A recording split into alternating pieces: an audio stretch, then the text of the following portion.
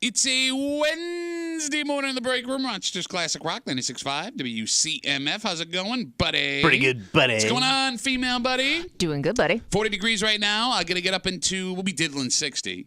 But the beautiful days we've seen the last couple, it's going to be rain. Goodbye. Yep, right around lunchtime, rain starts, and it looks like it goes until we die. Also could be looking at some thunder and lightning overnight. Oh. So if the dogs start barking, nobody's breaking in your house, unless somebody is breaking in your house, in which case call the police. All right. There's your tip of the day. Thank you. I would like to start with a story that's coming from Farmington, Okay. the casino out that way. A man from Rochester has been arrested after an incident at Finger Lakes Gaming and Racetrack earlier this year. What happened? So it happened back in early February, but we're just hearing about it today. They say this man is accused of striking the play button. And when we say strike, like hitting the play button. Yeah. Oh, like slamming it. You got it. On one of the gaming machines. Man, I thought everybody did that when they were tanking. Well, apparently he did it so hard it damaged the Man. machine. The man was charged with criminal mischief. He has a court date coming up for damaging, allegedly, the slot machine at Finger Lakes Gaming and Racetrack. Okay. And, you hear the story that's not surprising to you. What is surprising, however, is that we don't hear about a story like this every day from every casino in New York. That's what I mean. Like, it had to be like a wrestling slam. Like, he must have come off the high rope and did like the bionic elbow into that thing, because you see people getting pissed off in casinos all the time. It's the number one pissed off place on the planet. Like, think of every kid growing up that threw their video game controller at the TV. Yeah. Now, times that by 100 when you're losing money losing that game. Well, that same kid is now at the casino. Yes. But to Pat's point, it is amazing it doesn't happen more often. So you must have really done some Unless those obnoxious stuff. Buttons are really sturdy. I mean, at least according to the story. I mean, look, those slot machines cost a fortune. If you break a slot machine, there's going to be some consequences. But like the behavior around slot machines is just so funny in general, just watching people play. For example. And how they get territorial. Oh, yeah. And my mother would my mother would sit down and play slots, and she would take up 3 machines. She would play 3 machines? So she would play 3 machines. She'd put her purse on one, put her drink on the other. She'd sit at one, and these are mine, and she did just like... Saving seats. Yeah. She was like Elton John at the piano, man. Well, no, to your point, we would do our Bills events out of Finger Lakes Gaming and Racetrack, right? Yeah. And if I got there early, I would take like $10 and pop in a machine just to kill some time, right? So there were times where I would see guys like feet up on one chair, elbow on the other, and they're playing the middle one, but they were only playing the middle one. It's like they felt like it would be bad luck or something if 2 people sat next to them. Well, it's true. They also want to jump if they start having a bad run, because you just start chasing machine to machine. I see. Can I, real quick sidebar before we get more into what we're talking about here. There are 2 kinds of slot machines in a casino. There are the ones that are pretty straightforward, like, if you get 3 sevens, this is how it works. And then there's the insane ones. Where you just keep hitting buttons until something happens. I don't know. Did I win? I have no idea. It's like 15 boxes, and like there's a dolphin and a trident, and I don't know what anything means. And you like get a combo of the most random little icons, and it's like, you're a winner. Yes. I don't know what that means. And I would watch these people, Kimmy, play these machines, and I'm thinking to myself, like, I know you don't know what any of this means. Why would you not do one that, like, you understand? Yeah. It's their lucky machine, I guess. They ran out of luck on those. Okay, all right. Like, it is amazing, though, because you've ever met somebody that wins a lot? At a slot machine? I'm sure. Well, like there are some people that they'll go all the time, and they just happen to, like, win more than other people. And I'm just, like...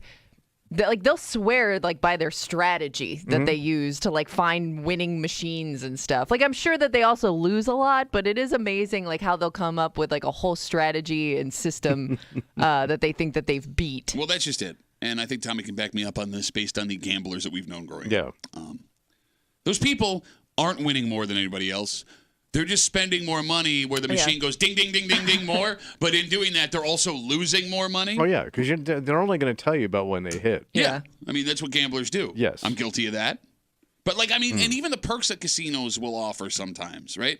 Yeah. Like those perks that they give people, and you'll hear people brag, like, I got X out of this. I'm going on a cruise. They gave me a car. Like, how much did you lose where they gave you those high-end items? Well, they call anybody that really that spends a lot of money, they call them whales. So if you're a whale, you blow a lot of money.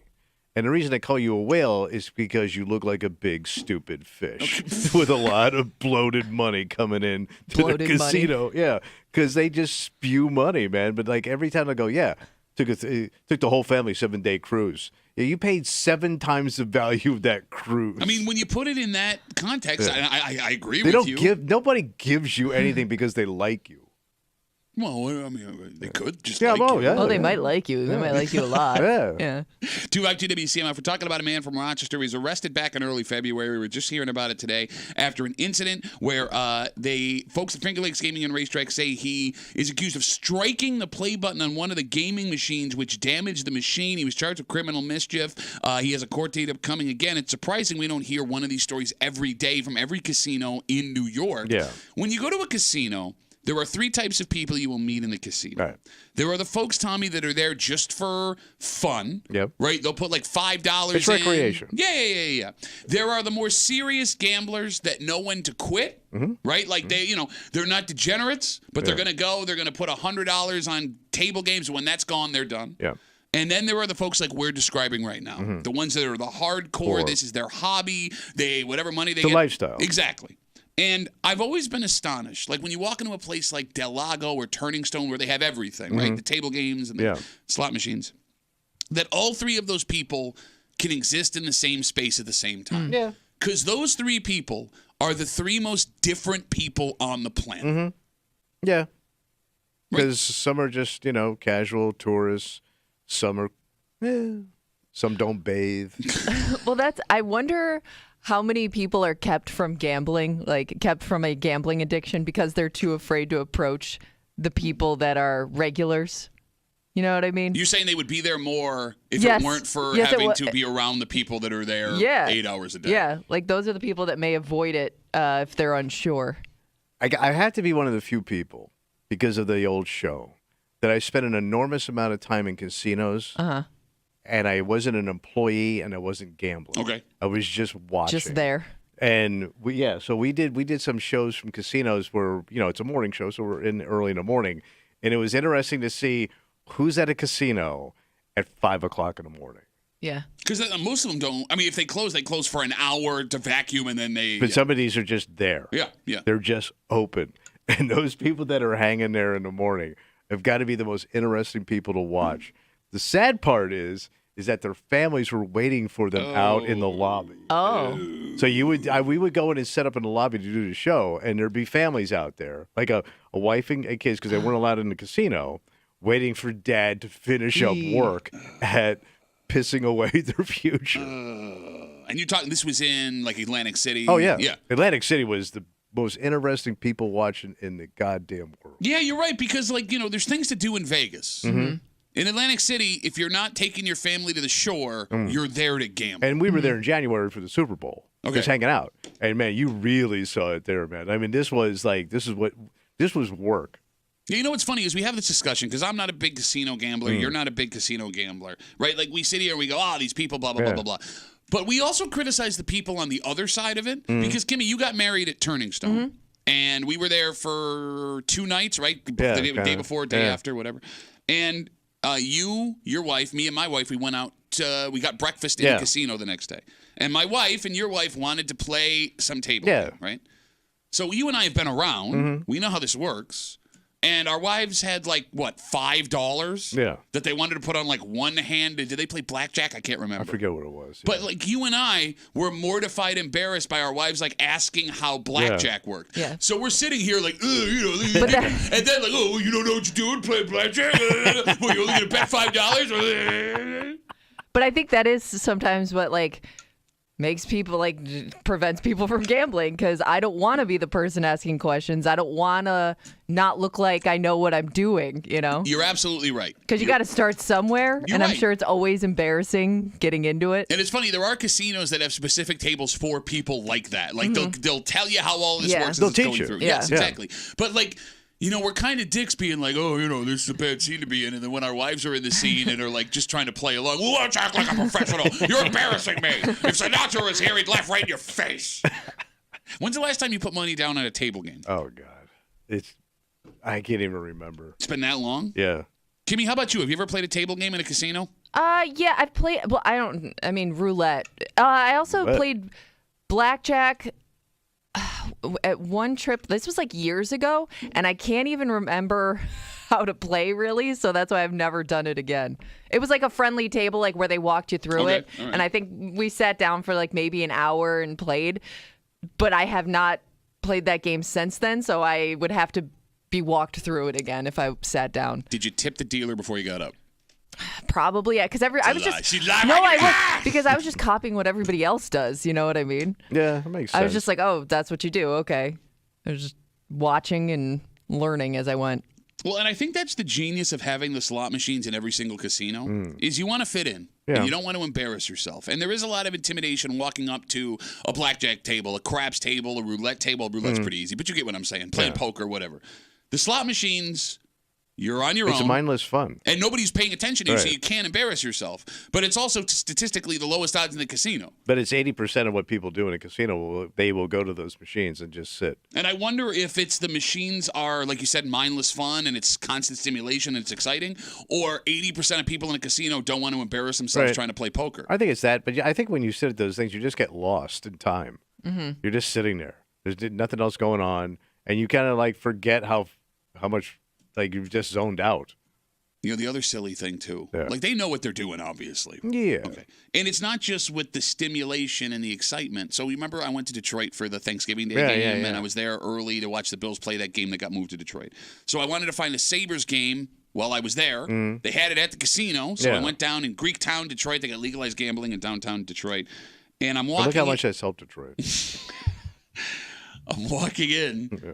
They had, God, what was it? It was, Goodfellas slot machine. Oh, yeah.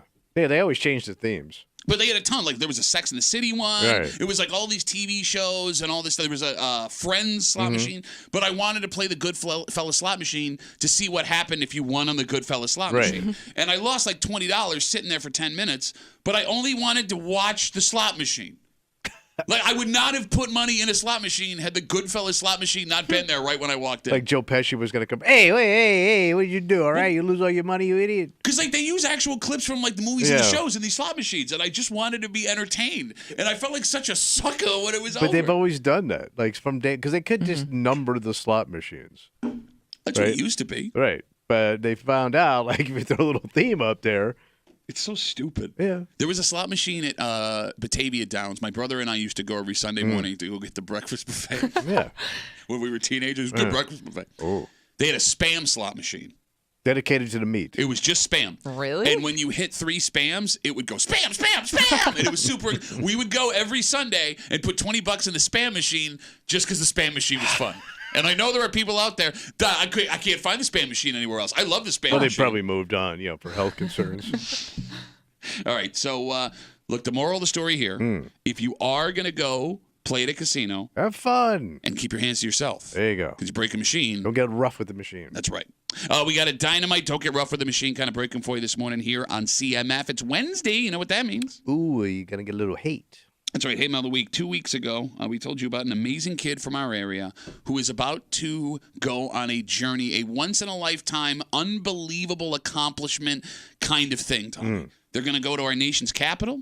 They're going to be on national television. This is big time. They are competing for $50,000 cash. And even if they are the first one eliminated, it's something that 99.9% of Americans will never do. So, of course, talking about a middle school kid, a grown person has to write a letter to crap on them. And I can't tell Kimmy if this is jealousy. I can't tell if this is insecurity. A little bit of both, maybe. Ooh. But if you as a grown-ass person can't do what this kid is doing, and we know you can't, maybe shut up. Yeah, there you go. We'll get to it just after 8 o'clock here in the break room on CMF, plus a whole bunch more. But first, Tommy. Yeah. You love to fly for some reason. Yeah, very comfortable. The majority of Americans think it's miserable, and the experience is about to get a lot more miserable. What are they doing? They are phasing something out. Oh. Airlines across the world. And that last... Wait, across the world? Across the world. These things are disappearing. Done. Yes. And that last little bit of comfort you got when you sat down, Bye-bye. Really? And we'll tell you what it is next here in the break room on 96.5 WCMF.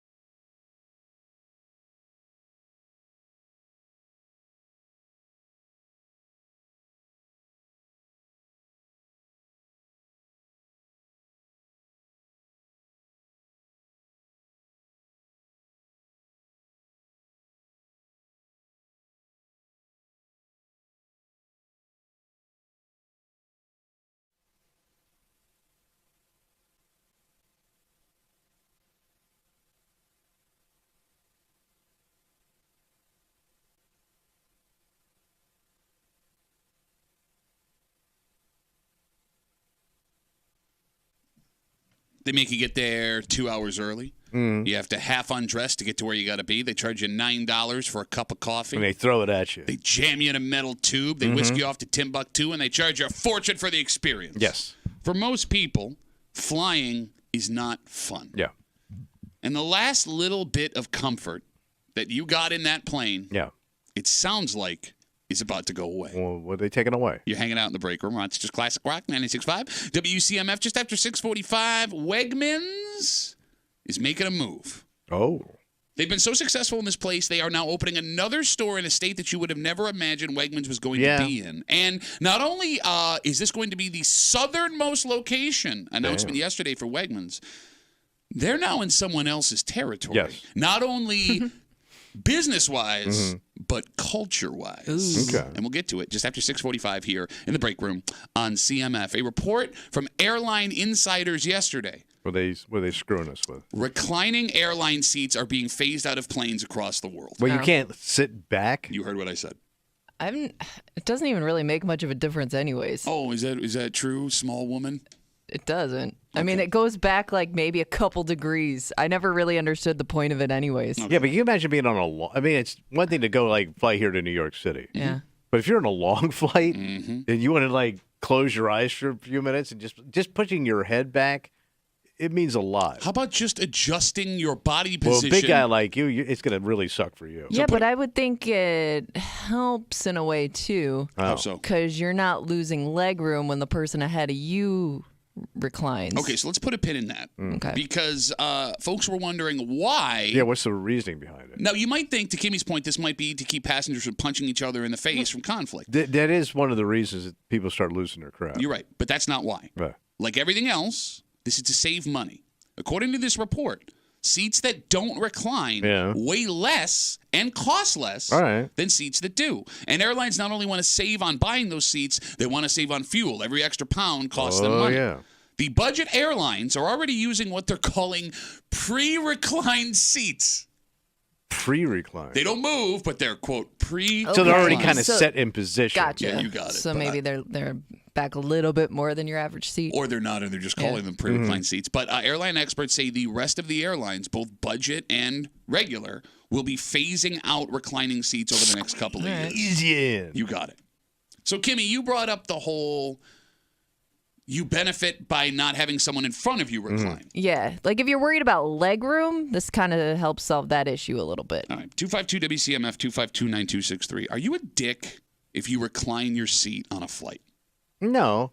I mean, if you're an aggressive recliner, like that, you know that guy that snaps it back? Yeah, but... it snaps it up. And then you got the kid that starts playing with it. I mean, there are annoying people on a plane. Yeah. It is funny, when we get into a plane... And if the guy in front of my wife reclines, she'll be like, and then she'll recline her seat. Yeah. Like, you're just doing it to that guy. Yeah. You know what I mean? Like, we're all doing it to each other. No, but there is a domino effect, right? When that person in the front, you have to recline to get the room that you needed before. Especially if your tray's down. Yeah, exactly. That'll really piss you off. If you have a drink on a tray, and then they spill your drink, and I just spent $7 on a scotch, and they short pour me. No, but, there are people who vehemently believe that you should never recline your seat because of what you just said. People will not even move their seat an inch when they get on a flight because they don't want the person behind them to get upset. Neither of you buy into that idea? You recline no problem, Kimmy? Oh, no, I never recline. Oh, you never? Why don't you ever recline? It doesn't make a difference to me. It really doesn't.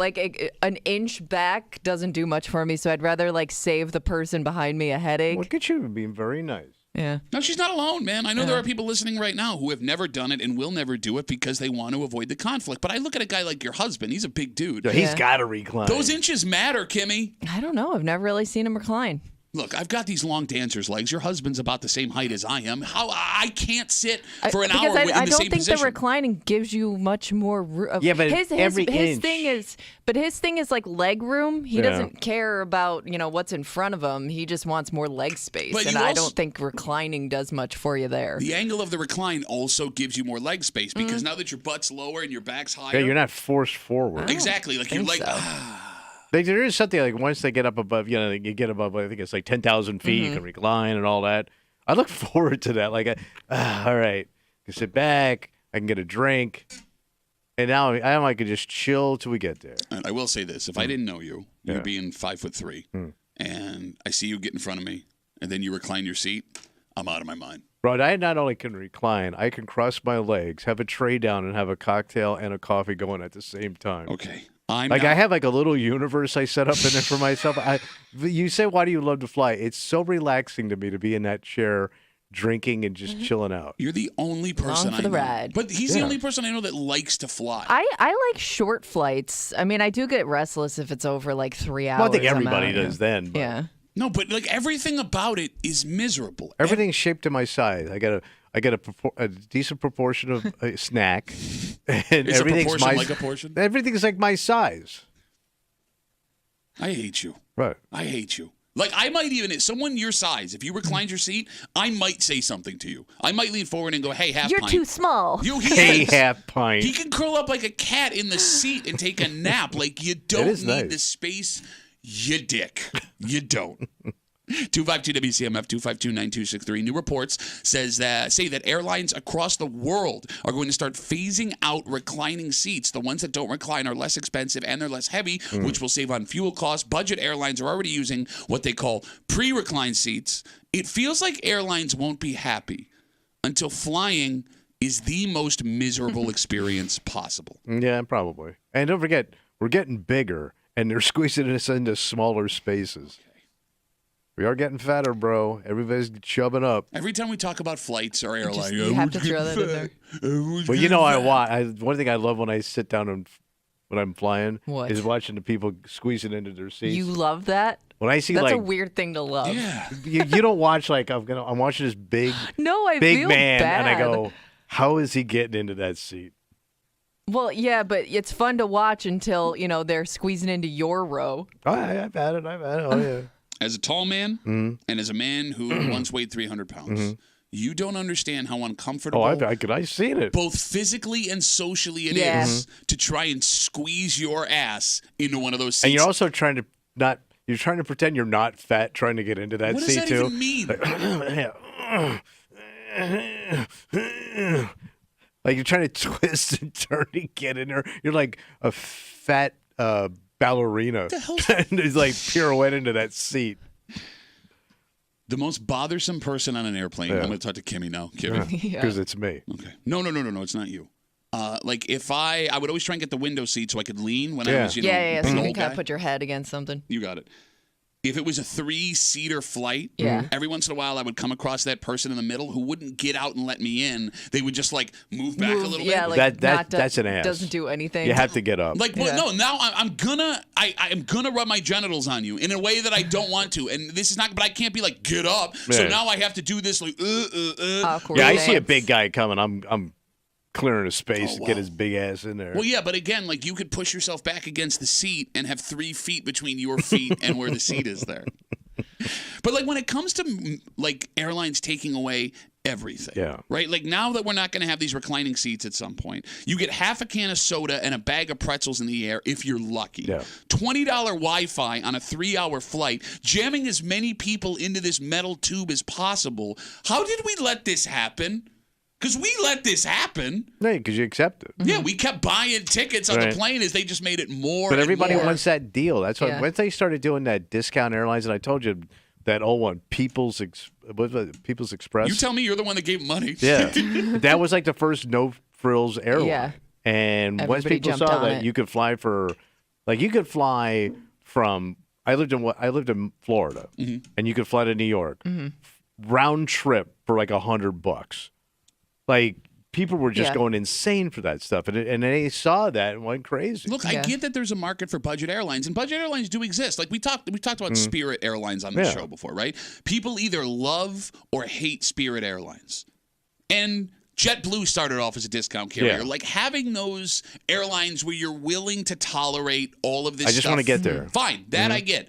It's Delta and American Airlines and places like that where it's like, you don't have to do this. You don't. People on those airlines are willing to pay more money. You're just being dicks. It's all about greed. That's all it is. Sure. It's just greed. And it bothers the hell out of me. Because if I'm paying the price to go on a Delta or an American Airlines flight, and sometimes you have to, those are the only flights that'll take you to a certain place you have to go, right. I shouldn't have my balls jammed up against the seat in front of me. God, I hate it. I hate flying so much. Well, you're also a control freak who doesn't want to be in a plane to begin with. Look who's talking, Mr. Laid Back. He does. Cool He guy. likes being carted around in the sky. Yes. No, but you are a control freak. Like you just said, you look around at what other people are doing. The two things that bother me. Okay, he's doing the hands now if you're watching I don't the know live what stream. hand that was. That's a new hand. What are you talking about? What are you talking about? Me? No way. We got Facebook messages coming in. You can always get us at WCMF or the Break Room Facebook page. This comes in from Ron. Ron says, Greyhound buses let you recline. You get to get up and walk around. You take stops along the way. We are now at a point where taking a cross-country bus is easier than taking a cross-country Okay. flight. The bus. Yeah. Yeah. Bus is a long trip. Long trip. You didn't go very far, but it was a long ass trip. You meet a really good class of convicts when you're on a bus. You don't know who's going to sit next to you.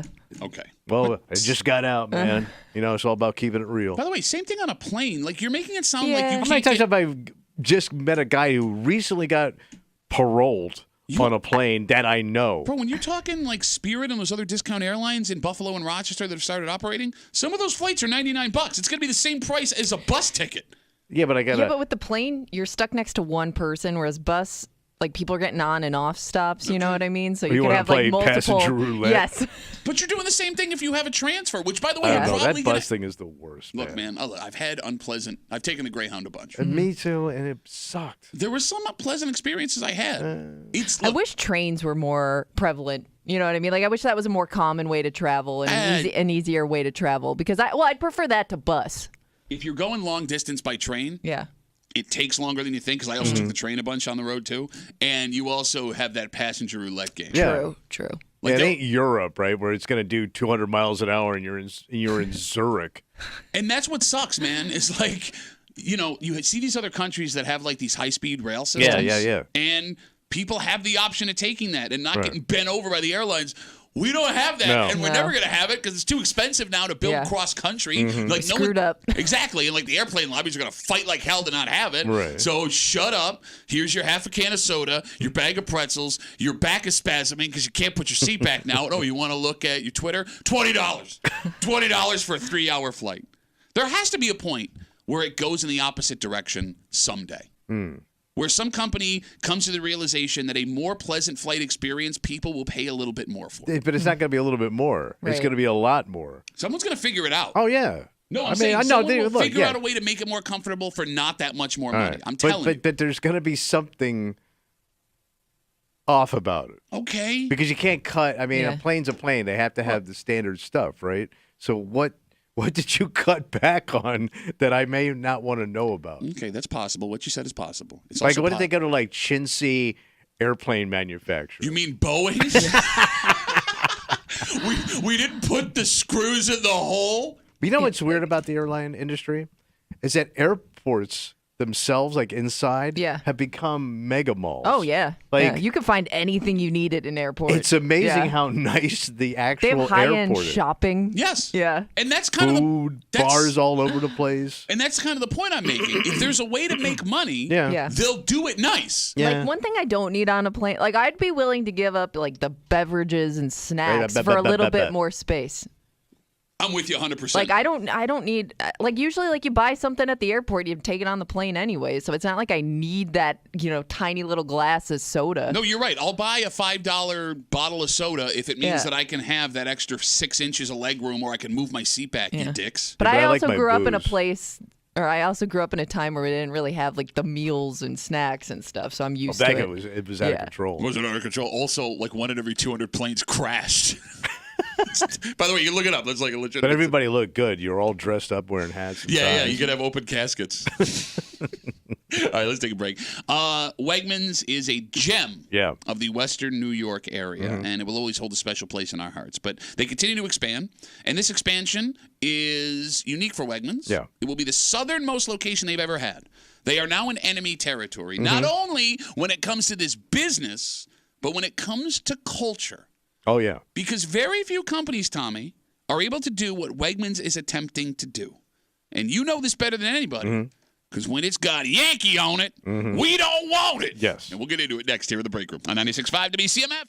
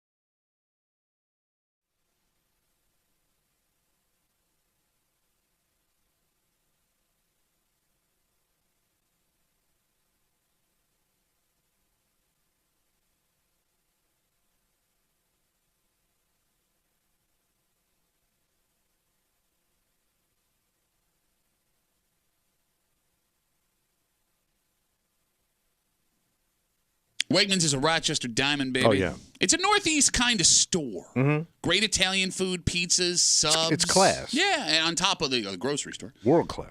And that's why it's been so successful in places like Massachusetts, Philadelphia, New York City, Pennsylvania. Mm-hmm. But, Tommy, the bigger you get, the more you are forced to move out of your comfort zone. And Wegmans, after this news yesterday, is now embedded in a place they don't take too kindly to Yankees. Yeah, okay. You're hanging out in the break room, Rochester's Classic Rock 96.5, WCMF, just after 7 o'clock. We hear all the time about how expensive things are. You hear people bitching about how folks are blowing their money on useless stuff.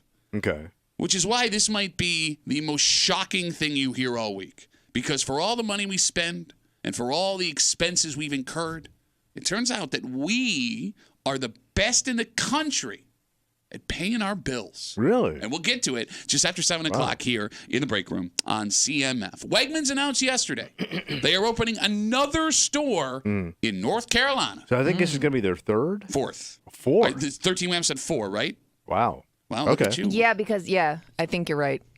So the first was open in Charlotte. Yeah. Oh, go ahead. Charlotte? Charlotte.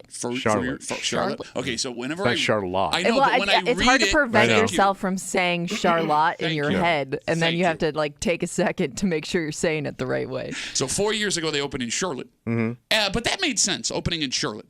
There were a ton of northern transplants that live in that city. Yeah. In fact, if you're listening right now, you may have friends or family living there. This store, set to open in the fall, will be their southernmost Wegmans location in America, down on Confederate soil. Okay. So they opened up a second Charlotte location? So it doesn't give us... They have other Wegmans. Are the ones in Raleigh? Raleigh? Yeah. Raleigh soil? Raleigh. I thought, did they say Durham too or something? I can't remember. There were Durham other. But those are all like rich Yeah. towns in the South. Well, yeah, Wegmans is a higher end right. So they grocery store. they go into where the money is Yes, okay, fine. and where the transplants are. Okay, well, that's just it. You're running out of transplant cities. Yes, you are. In North Carolina. So, Tommy, you love Wegmans. Yeah. You know it's great. Yeah. Will Wegmans work in the actual South? The deep South. Because we're getting Old South. we're getting into the Working actual our way down the East South. Coast. We're talking Yeah. Tar Heels, Tobacco Road, actual South soil. Right. Does it work? It seems to be. No, I I'm mean, asking, will it work? Because they're going to have to keep pushing farther south. They're running out of territory. Would a Florida Wegmans succeed? Oh, in Miami and places like that, yeah. A lot of transplants in Florida. Sure. Yeah. I'm thinking North You're thinking Carolina, more like Georgia. South Carolina, Georgia, Yeah. Alabama, South. Louisiana, Yeah, those are- Mississippi. Those would be the towns I don't think it would work. Okay. Like when it's more Dixie. Okay. And you know that belt of like Georgia, Sure. yeah. But I mean, look, you're diddling Dixie in North Carolina, which is my favorite Ribs Arkansas song. You're diddling Dixie's son. I don't like your grocery store none. I don't know what an artichoke is or where to put it. Look, Tommy, you can attest, Yeah. having grown up in Florida before it was Yeah. all transplants, those people down there do not like things not from their region. They don't like Northerners, yeah. It goes for people, it goes for culture, and it goes for business. Yeah. Is Wegmans such a great store that they can overcome the Yankee stigma and get the good old boys to stand in line for a Danny's favorite and a gallon of milk? We'll 'Cause, find out. I mean, think about Yeah. even just the flavors that come along with the Wegmans that we know. Like, it's a Northeast kind of thing, It is. It is. right? They ain't selling catfish subs. Oh, man, that'd be tasty. It would be good. It would be good. But you ain't getting, fresh crawdads. You know what I'm saying? It's too, yeah. I don't know how old the ethnic food would fly. You know what I mean? Ethnic. Okay, I love how you call Italian food ethnic food. No, but It's- Indian food. okay. I don't Wait, know you what don't kind think of- Southern people eat Indian food? I don't know. I don't know how many Indian people have gone down there and influenced the food, Okay. right? No, I'm also not sure. You don't think they eat naan in North Carolina? Some North Carolina. I don't want non. I'm a non man. I know there are people that are hearing this and think we're insane. Maybe you haven't been down south. If you did, you went down for a vacation or something like that real quick and came back. But the reason I asked this about Wegmans is there are a lot of businesses that are successful atop the Mason-Dixon line that do not Don't work below transfer. it. Yes, and vice versa. Yeah. Like if we talk about the stuff in the South that is the most popular, restaurants and businesses, we just got a Chick-fil-A a couple of years ago. Right. We still don't have Waffle House. We still don't have Church's Chicken. We still don't have Raising Cane's. It's only the monsters like McDonald's, Subway, Starbucks, the big name brands that managed to have success in both the northern and southern parts of the United States. Wegmans being able to pull this off would be like unprecedented. Yeah. Right? I mean, yeah. But they seem to make it work wherever they go. Yeah, but they've never gone this far in the southern soul. Right. So it may not be this. I guess the big test is going to be when they go into South Carolina. You think? Because there's a big difference between North Carolina and South Carolina. A big difference. You said it wrong. What? Carolina? There's a big difference between North Carolina and South Carolina. South Carolina. 500 miles. 500 miles. Going real fast round and round. But you know what I'm talking about, man. Yeah, no, I know. There's a steep drop off in like electricity and fresh water. Indoor plumbing. It is amazing. Like, I wonder if they had like one of those time lapses of Wegmans as it progresses down south. Like, they do it like step by step. Like, they've never made a big jump down south. It's always been like it's calculated. Yeah. So I mean, I guess they'll work their way down little by little. It'll be interesting if you go into a Wegmans in the Carolinas, and out front they're selling fireworks. And I mean the good fireworks. The sky candy fireworks. Ones that'll clear out a forest. 252 WCMF 252-9263. Yesterday it was announced Wegmans is opening another store in North Carolina. It'll be their 4th store. It'll be their southernmost store in America. And they're getting into unprecedented territory because northern businesses, most of the time, do not work south of the Mason-Dixon line. There's another reason why this is a huge deal for Wegmans. Yeah. Not just culturally.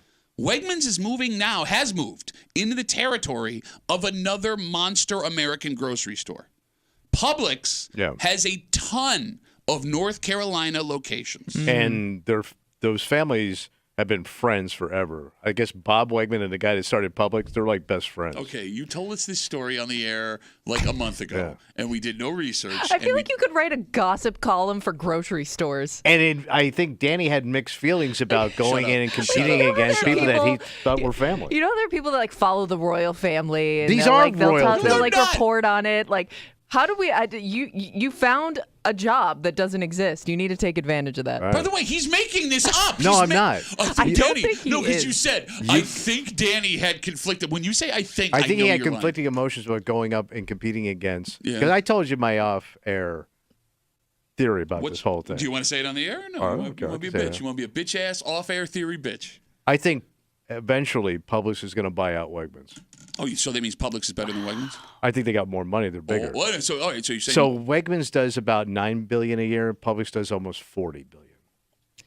Who do you think is going to buy out who? The fact that you know that is pathetic. But past that, and I mean that with all due respect. You're my friend. I love you.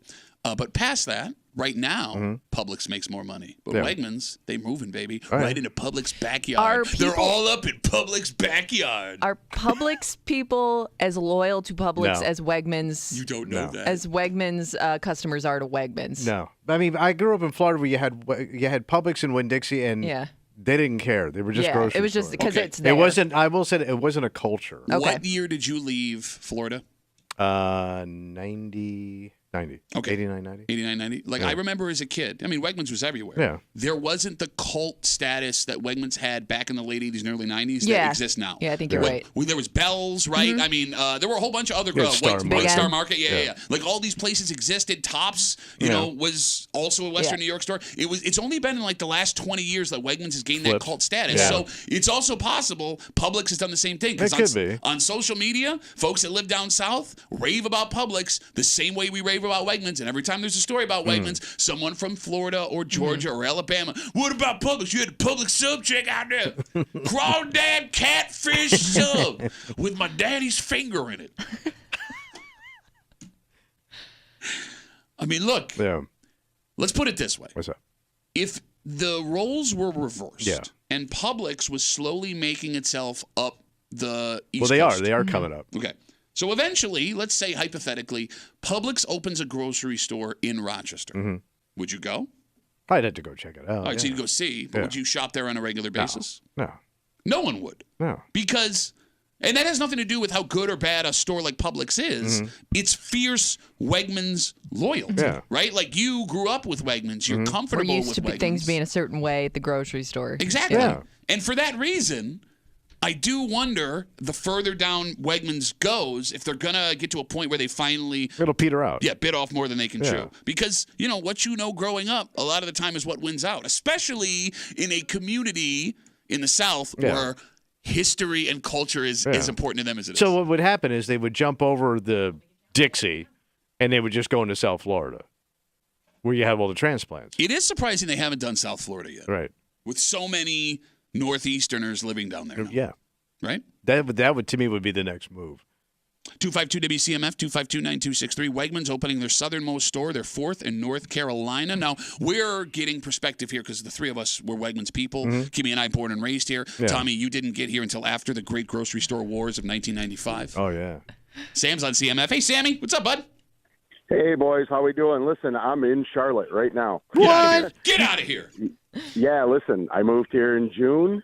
I still listen to you boys every day on the app, so keep it going. Tommy Nation in the South all the way. See, of going south. Oh, no. Of course, south of the Mason-Dixon line, Tommy Nation's all. Go ahead. I'm sorry, Sam. Absolutely. Listen, the neighborhood where they're going to put this Wegmans, it is the Pittsford of Charlotte. So it'll succeed, and this place is loaded, like you're saying, with northern transplants who know Wegmans. I've met more people from Western New York than you can count, honestly. So I'm sure it'll do well. It'll be fine. Okay, like Sam, I'm sorry, I didn't mean to cut you off. Where this new Wegmans is going to be, is it close to a Publix? Is Publix in the area? Yeah, there is Publix. Actually, there's a Publix, a couple miles from where I live. There's Publix. There's also a local chain down here called Harris Teeter. It's nice, but listen, I actually worked for Wegmans for 25 years before I relocated, so I'm kind of a Wegmans snob myself. I see. It'll do well. It'll do well. Like I said, the neighborhood they're putting it in. There's Whole Foods down here too. So, yeah, when you're in a city like Charlotte, it's just a big city. Like you said, it's a ton of transplants. In fact, when you meet someone who's actually born and raised in North Carolina, in Charlotte, they say they're the unicorns here. Interesting. All right, Danny knows what he's doing, obviously. Yeah, he's going to go with the knows money. what he's doing. Go where the thank you business, The Tommy. money. Tommy Nation, always flush with cash because you go where the money is. Sam, stay safe. Oh, I'm sorry. Go ahead. There you go. Yep. So yeah, it'll do great. And the one thing, transplant person that I am looking forward to at Wegmans is, ironically enough, like you said, are the subs and good bread. That's what this Good place. bread, baby. Can't get good bread. Yeah. Yeah, I hear they got no cheese down there either. No. Southern cheese. Southern cheese gonna stick your mouth. Sam, thanks for the call, buddy. Have a good rest of the day. We got tweets coming in. You can always tweet us at WCMF Break Room. Chrissy writes us, dare I say one of the reasons Wegmans has a cult-like presence is because of the northeast weather. When it's crappy outside, people go to Wegmans. How is that going to work in sunny states? Not wrong. Sometimes if you're just looking for something to do, like Wegmans, Wegmans is like the one stop you don't mind making that day in the crappy weather. It is interesting, though. I mean, we all remember what happened, the drama between Whole Foods and Wegmans and Pittsford and Brighton and the battle and all this stuff, right? Wegmans is going into the belly of the beast. You got a Publix, you got a local grocery store, like Sam just said, and you got Whole Foods right where they're going into, and they think they're going to be able to succeed. Yeah. Man. That's arrogance. That's some northern arrogance right there. Come on, Yankee! Wait till Danny gets out of his Ferrari and his leather suit. No, he will kind of look like Colonel Tom Parker. All right, a little bit. Fourth reference in 2 weeks. Let's take a break. All right. Tommy, What? every day we see stories about how things are more expensive. We see stories about how people are struggling to pay their bills. Stuff out there. And then, Tommy, we hear people bitching all the time. Oh, you don't have money for this, but you got a new jet ski in the driveway. Blah, blah, blah. Priorities. Blowing your cash. Yeah. That would lead you to believe that we're having a hard time paying our bills. But the information we have in front of us here tells us the opposite. Because where we live is number one in America. Wait, number one in America. For getting our bills paid on time? So we keep it tight. We'll get into it next here at the Break Room on 96.5 WCMF.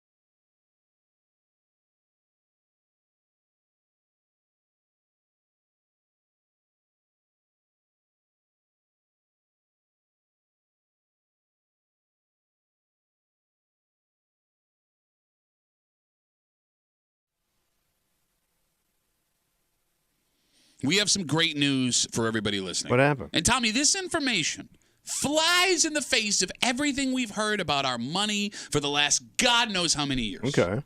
It's really easy to fall behind on your bills. And when you fall way behind, Oh, you're done. this will happen. You'll never catch up. But at least around here, we are the best in America at making sure this doesn't happen to the bills that we owe. Damn, number one. You're hanging out in the break room, Rochester's Classic Rock 96.5, WCMF, just after 7:25, 7:30. You want to think that everyone that legally owns a gun is responsible. Yeah. And everyone that owns a gun will tell you they are responsible. And we assume that almost 90% of the time, 99% of the time, that's true. Okay. Although 3 stories we've seen in the last week and a half tell a different tale. What happened? Well, maybe, just maybe, this story that we've seen 3 times in 2 weeks is a secret that every gun owner keeps. That every gun owner at some point does this by accident. Oh. And we'll get into it just after 7:25, 7:30 here in the break room on CMF. The state of New York is number 1 in America for not having our bills go into collections. Really? Number 1. And you think about it, with the high taxes and everything, you think people would fall behind. The taxes. The expense? The taxes. Too much. Come on. They're always looking for more, Pat. We have the least amount of bills in collection per person in New York State than any other state in America. And I agree with what you just said. It was very surprising. Yeah. It's an expensive place to live. Oh, my God. Not to mention, Tommy, when that avalanche of bills and payments start showing up, it's easy to fall behind. Yeah. Something like medical debt is super easy to fall into. And that's not even someone being irresponsible, Tommy. So did we just figure it out, or we're just more frugal? We don't know why that's the case. We don't spend? Well, okay, look around. Are people not spending? Yeah, true. Phone Yeah. number is 252-WCMF, 252-9263, because they don't in this study get into why we're better than other states in America. What is it about us that makes us better than any other state about not letting our bills get to the point where somebody else owns our bills? Well, you almost had to look at who's the worst.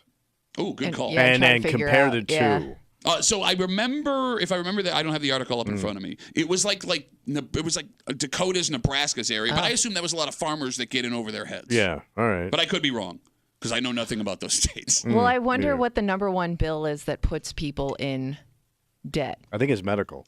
It would have to be medical. I mean, people get So- sick, they don't have insurance, they so, have like- short insurance, and then all of a sudden, oh, you owe $35,000 for that operation. So could it be the better the health care in a state, the less likely coverage. you are? Yeah, the less likely somebody is to get in trouble. That's a great theory. That is a really good theory.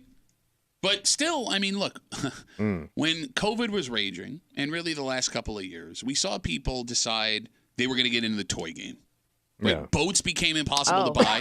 RVs, Yeah. you couldn't find them anywhere. Yeah, all the People fun Looking stuff. for like leisurely activities, stuff I mean, like you know, that. high-end cars. Yeah. You couldn't keep them on the lot. Like, people wanted this stuff. And eventually, Tommy, you got to keep paying for that Oh, stuff, yeah. even though we can go out and do stuff. Nobody went into collections on those? Nobody got their stuff repossessed? Maybe we didn't buy as much as other states. All that stuff. What? It did. Don't forget, you only have so much time to enjoy those kind of toys. Yeah, You that's got true. 3 months to enjoy that stuff. Where other states, it's year round. Okay, but it's not like if I buy an RV and I can only use it for 6 months, they charge me half the price. No, but I'm thinking it's the amount of people that purchase stuff like that. Somebody go, well, why am I buying that? It's going to sit in my yard for 9 months. Okay. Now, with the information that we have here, that New York is the best state in America when it comes to people letting bills go into collections. Tommy, you've had bills go into collections. Bro, Right? who are you talking to? All right, I'm right there with you. They call us, the first name of the show is the Collection Brothers. Kimmy, have you ever had a bill go to a collections agency? Not that I'm aware I of. hate you. Yeah, but she's that type of person, man. No, but I hate that type of I person. do too. I didn't think people like Kimmy existed until I met Kimmy. Buttoned up kid with money. Like, it blows my mind that there are people that live in this world that never had a bill go into collections. Because I thought having a bill go to a collections agency was part of growing It up. was a part of the game. Yeah. Like, it's your first consequence of a bad adult decision. Right. Right? No? I don't know, but you also know, like, I'm not much of a risk taker either, so there's not much that I Not in that outfit. would purchase. There's not much out there that I would buy. Like, I'm not like a. You're not a shopper, I not a spender. overthink everything, so like, there's nothing that I would buy that I know would be something I couldn't pay for. Yeah, I'm Impulse Joe. Impulse Joe. I am, like, if I- Impulse Joe. Just put something on a hook Yeah. at a cash register and I'll look at it. Oh, that looks kind of cool. Maybe I like chocolate-covered nuts. Wait, you like chocolate-covered nuts? I love them. Get out of here. Yeah. And I like the salty, chocolatey, sugary, and the crunch. Bro, I just got into the chocolate-covered salty nut game. You're kidding me. Yeah, no, I swear to God. Where do I find these products? Oh, I just opened up a kiosk in the men's room. What's it called? It's called Uncle Pat's Turn Out the Lights, Close Your Eyes. I got a chocolate salty nut surprise. Sauce in your face. Kimmy, you say stuff like, you say that you're measured about what you're going to buy. You're responsible. You're not going to buy something you don't need. Yeah, because I get that instant sinking feeling. But see, that's the bad... Buyer's remorse. Yeah. Yes, like people that buy RVs and boats and things like that, those stuff will go into collections. But there's this wrong assumption that it's only people that spend frivolously that have bills going to collections, because something like an RG&E bill can go into collection. Yeah. So I had my cell phone bill when I was a kid go into collections. Like, all of those were necessary expenses. Yeah. I just didn't have the money to pay them, right? By the way, when your electricity goes into collections, it's the most embarrassing debt call you're going to get. So, but they don't turn it off necessarily, right? It depends on the time of the year. Because I thought they couldn't legally do that to people. Or Back in the day, they could. I don't know what the rules are now. Like, I was always amazed. I was making that call in the dark, bro. Hello, it's dark. Yes, you have my bill. I'll look at that. I was always amazed, like, when my credit card was still working, because I knew I'd already, they had cut it off. But, like, I would be on the road. I'd be like in Nebraska, in a farm town. I go, I'm just going to take a shot. Slide it out there, and I go, God damn, man, it went through. It was like a game. Like, it's like I'm pushing the credit limit. You're describing credit card fraud. Yeah, pretty much. That's what you're describing a felony. Bro, I did it all the time because, back then they just ran that little slider thing over it. They didn't Didn't feel as real. Right. No, there was no way for in the moment. There was no electronic transfer. Exactly. Right. Yeah. So they would just run this like little thing over it. You'd sign it. You had a copy. They had a copy. And I ran out of there as a legitimate thief, knowing I do not have the money for this, but you think I do. Phone number is 252-WCMF, 252-9263. Again, the state of New York is #1 in America for not having our bills go into collections. And as we were trying to figure this out, Kimmy brings up a great point. Healthcare in New York's pretty good. Yeah. It's got to be medical bills that are the #1 bills that go into collections. Maybe that's the reason why. There is one good thing. What is that? About having a bill go into collections. If you're one of these people like Tommy and I, you learn to become a really good liar. Oh, yeah. It's a game. Yes. And you had to play it back in the day when that bill went into collections. You had to know the ring. Yep. Right? You had to know what ring meant the collections on the other line. You had to figure out when they were calling your house to find out when they could expect payment, and never answer the phone in that window of time. And if you did answer that phone call, you needed a hell of an excuse to get them off the phone. They also used to call your work. I was going to say, I have worked at places where that's happened. Oh, God, it's so funny, man. It's not. Well, no, but you were that guy. I know, but we knew, like, one guy, like, he was on the run with his car, and they would call the payphone at the front end of the store, and they go, Richard, you have a phone call up front. As soon as Richard, you have a phone call up front. It's 2:00 on a Tuesday.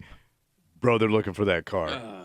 Or they're looking for their money. But how do you laugh at that guy knowing you were in the same Because he spot? was a dick. Like, you just admitted to committing credit card fraud across the United States. Yes. And look at this clown. But it does make you feel good when you also work with people that are also busted. It justifies what you're doing. Like, because then you go, well, everybody's doing it, man. You're absolutely right. It's like you're in a pirate ship, because all of my buddies were having the same issues, right? Like, this wasn't something we should be ashamed of. This was just a part of living. Yeah, it's growing up. Exactly. And to your point, you don't really start to understand how strange and sad it is that you have a bill going to collections every 6 months and they're bothering you until you are around people that never had this problem. Yes, get me. Like, Tommy, pre-cell phone, all of us now having caller ID. Having a woman over and trying to explain why you weren't answering your phone was almost impossible. Or even worse, if it went to like an answering machine. That was the worst. I always turn the volume down on my answering machine. Hello, Mr. Muley. This is from Diamond Credit Services. Yes. We'd like to talk to you about your hot tub payments. But, like, if you had a woman over or a buddy over, it was blowing up your spot for everyone to hear. Yeah. And the phone wasn't the only way they were getting to you. Well, the mail. Those letters, man. Those letter after letter after letter. And they all got more ominous. Oh, Like, the colors got brighter the later, the There'd longer be a they had. finger pointing at something. Like, Tommy, I had so many bills and collections. The postage they used to send me all those letters probably could have covered the bills I owed if they just would have not sent the letters. The final notice was the best one because it was like urgent final notice, yellow packaging, flashing envelope of doom. But final notice wasn't the final. It was final notice, super final notice, absolute last final notice. It was like a Rocky series, man. So then, like, what eventually? Because, like, I would imagine after a while, it's just something you expect, right? Because you know that letter's coming, that phone call's coming. So at what point were you like, I'll take care of it? I couldn't take care of it until I got money. Yeah. But was that the first thing you did when you had the money to take care of it? So when I moved here, I was driving a Geo Metro, smallest car they make in the world. Mm-hmm. I was 3 months behind on the payments. On a Geo Metro? Geo Metro. The payments were under $200. I was going to say, what is it, $17? I think they were like, I think it was $160 a month. Okay. I'm behind on that. 3 months, and they're looking for their money. I also only had $35. Okay. I'm 34 years old. Right. Everything to my name is in that car when I moved here. And the first thing I did when I got my job was buy a used TV. So I had TV in my busted ass apartment. I bought a used TV for $100. Mm-hmm. I bought a used mattress for $100. And I felt like Tom Golisano laying in my lair with my busted ass TV and God knows what went on this mattress. No, I mean. So then that's my question, I guess. When did you decide I'm going to use this money and put it towards? I mean, I don't know because I needed over time. Well, the thing about it, I needed other stuff first. Yeah. Well, you didn't need other stuff. You didn't need a TV. Gotta have a TV. You didn't need a TV. Gotta have a mattress. I had to have an apartment. Okay, fine. A mattress, fair. I needed a phone and I needed food. So I bet you for 6 months, I probably after 6 months I started to chip away at it. Kimmy, let me try and explain to you busted logic. All right. Well, that's what I'm asking. No, like, no, I guess how you eventually came to take care of it. But I did. Yeah. I am worth hundreds today. Tommy, as I try to explain busted logic to Kimmy, stop me if I'm wrong. Okay. So Kimmy, you get to a point where you write credit, the bills go into collections, and it's bad and it's shit. Yeah. And then all of a sudden you manage to spin out of it if you're lucky and you got some money coming in. But while you were doing the collections thing, you didn't get to have anything you enjoyed. You didn't get nice clothes, right? You didn't get to do any entertaining stuff. So there's this feeling after living that way, even though you owe money to everybody, that I deserve to have nice things. A sit-down restaurant. Yeah. Exactly. Yeah. I'm going to go to have a nice meal. I'm going to get a TV. I'm going to do whatever. I want to flash with everybody else, get what they have. Only after that, if there is still money left over, yes, will I start chipping away at my collection. Because I remember, so when I just got the job here. I'm in this busted little apartment on Raleigh and Park. And I remember it was like Saturday morning. I hadn't done this forever. I got the newspaper and went out to breakfast. Yep. It was a Saturday morning. And I felt like I just won $1 million because I hadn't done that in years. Like a legitimate, normal person, single guy who's now 34 years old. I should have an entire family going out to breakfast, but I'm going to have some bacon and eggs and read, the Rochester paper. But here's the thing, man. Every person that's gone through this knows exactly where you're coming from. The only thing that sucks about letting it go and letting it go and letting it go is eventually there will be someone in your life that makes you feel shame again. Yeah. Because, Tommy, you can It's going to affect somebody else. Well, kind of. No? Well, like, Tommy, you can attest, like, if you have bills start to go into collections, eventually the phone calls and the letters, they stop shaming you. Yeah. It almost becomes funny. Yeah. Right? When I met my wife, my now wife, okay, I was in a bad way. Yeah. Bad way financially. Yeah. And I was confident when she found out how in the hole I was, and by the way, I say that it was like $3,000 probably, right? That she was going to be like, "Are you kidding me? You're an adult. I'm gone." And I waited like months. Oh, you got to hide that stuff. But that's just it. Like the longer it goes, the worse it is when it comes out. Up. Yeah, exactly. The first two things you hide from a girl you're dating or you're serious with is your porn stash and your credit history.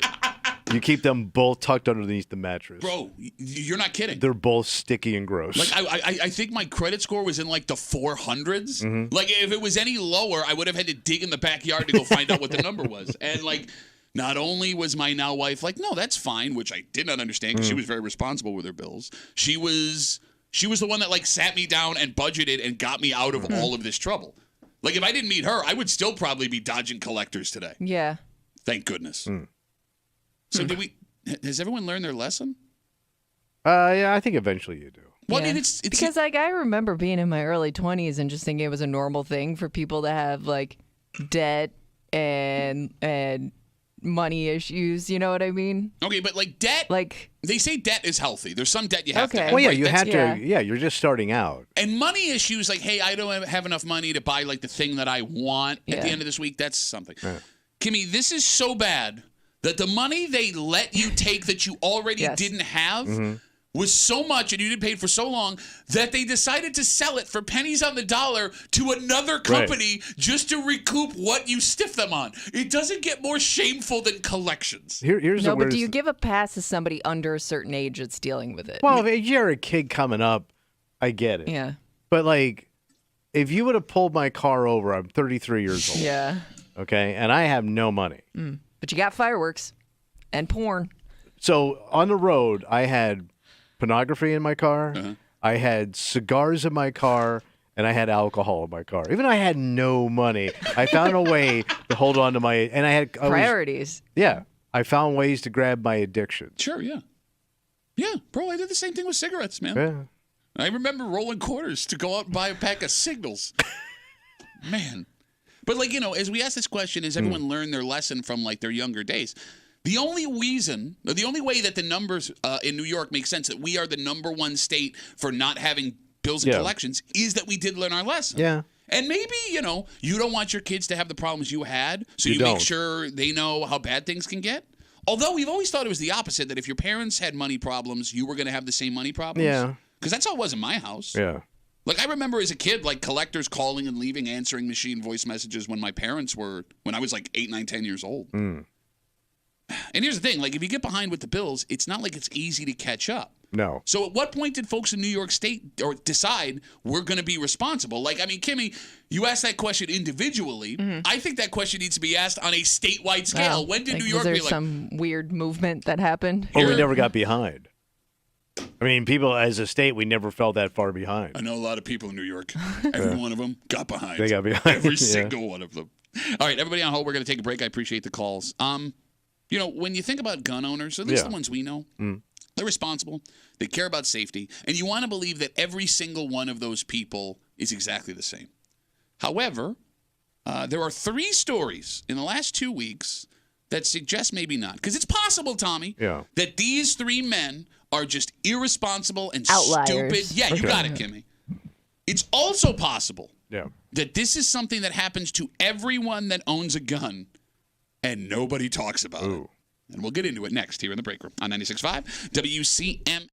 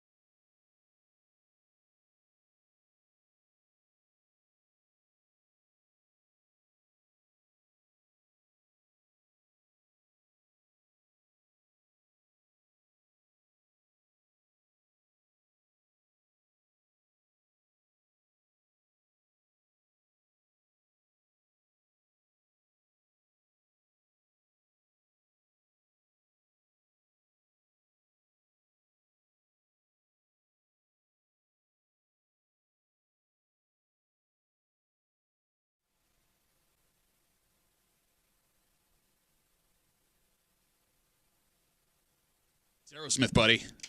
Aerosmith. What's going on? Well, Jolene wants to send you to see Aerosmith on their last scheduled show ever. So Jolene. Don't take my Aerosmith away. No, she wants to give you Aerosmith. You should listen. Oh, you're welcome. From Jolene. Every day this week from 10 to 3, Jolene is going to have your Aerosmith code word of the day. When you get that word from Jolene, you're going to go to WCMF.com, enter for your chance to win. Enter that word for your chance to win a pair of tickets to see Aerosmith with the Black Crowes, February 26, 2025 at the Key Bank Center. Tickets are on sale right now at Ticketmaster.com. As we've been telling you all week, this is their final tour. Is it? And it is the last scheduled show on the tour, so this could be the last time Aerosmith ever plays as a band. So make sure you check out Jolene this week between 10 and 3. Get that code word with your friends in the break room on CMF. When you hear the words gun owner, you want to think responsibility. Yeah. Right? You take having that gun seriously. You care about safety. These are stories that we have in front of you right now that fly in the face of that. What happened? Well, maybe, just maybe, Tommy, what we're seeing is a dirty little secret of everyone who owns a firearm in their home. Because a story coming out of Greece this week had folks in that area very scared. What happened? Reports of a shooting at Airline Park Monday night. Did you guys see this story? So, an outdoor park. Yeah, they're doing a big No, it's investigation. one of them new indoor parks they built. Well, you know, something they call something a Park park, but it's like in Rochester. it's like a neighborhood. Come to the Dome Park. Like Kodak Park area. AstroTurf. All right. Yes, it's like a park with like a playground and stuff. Yes.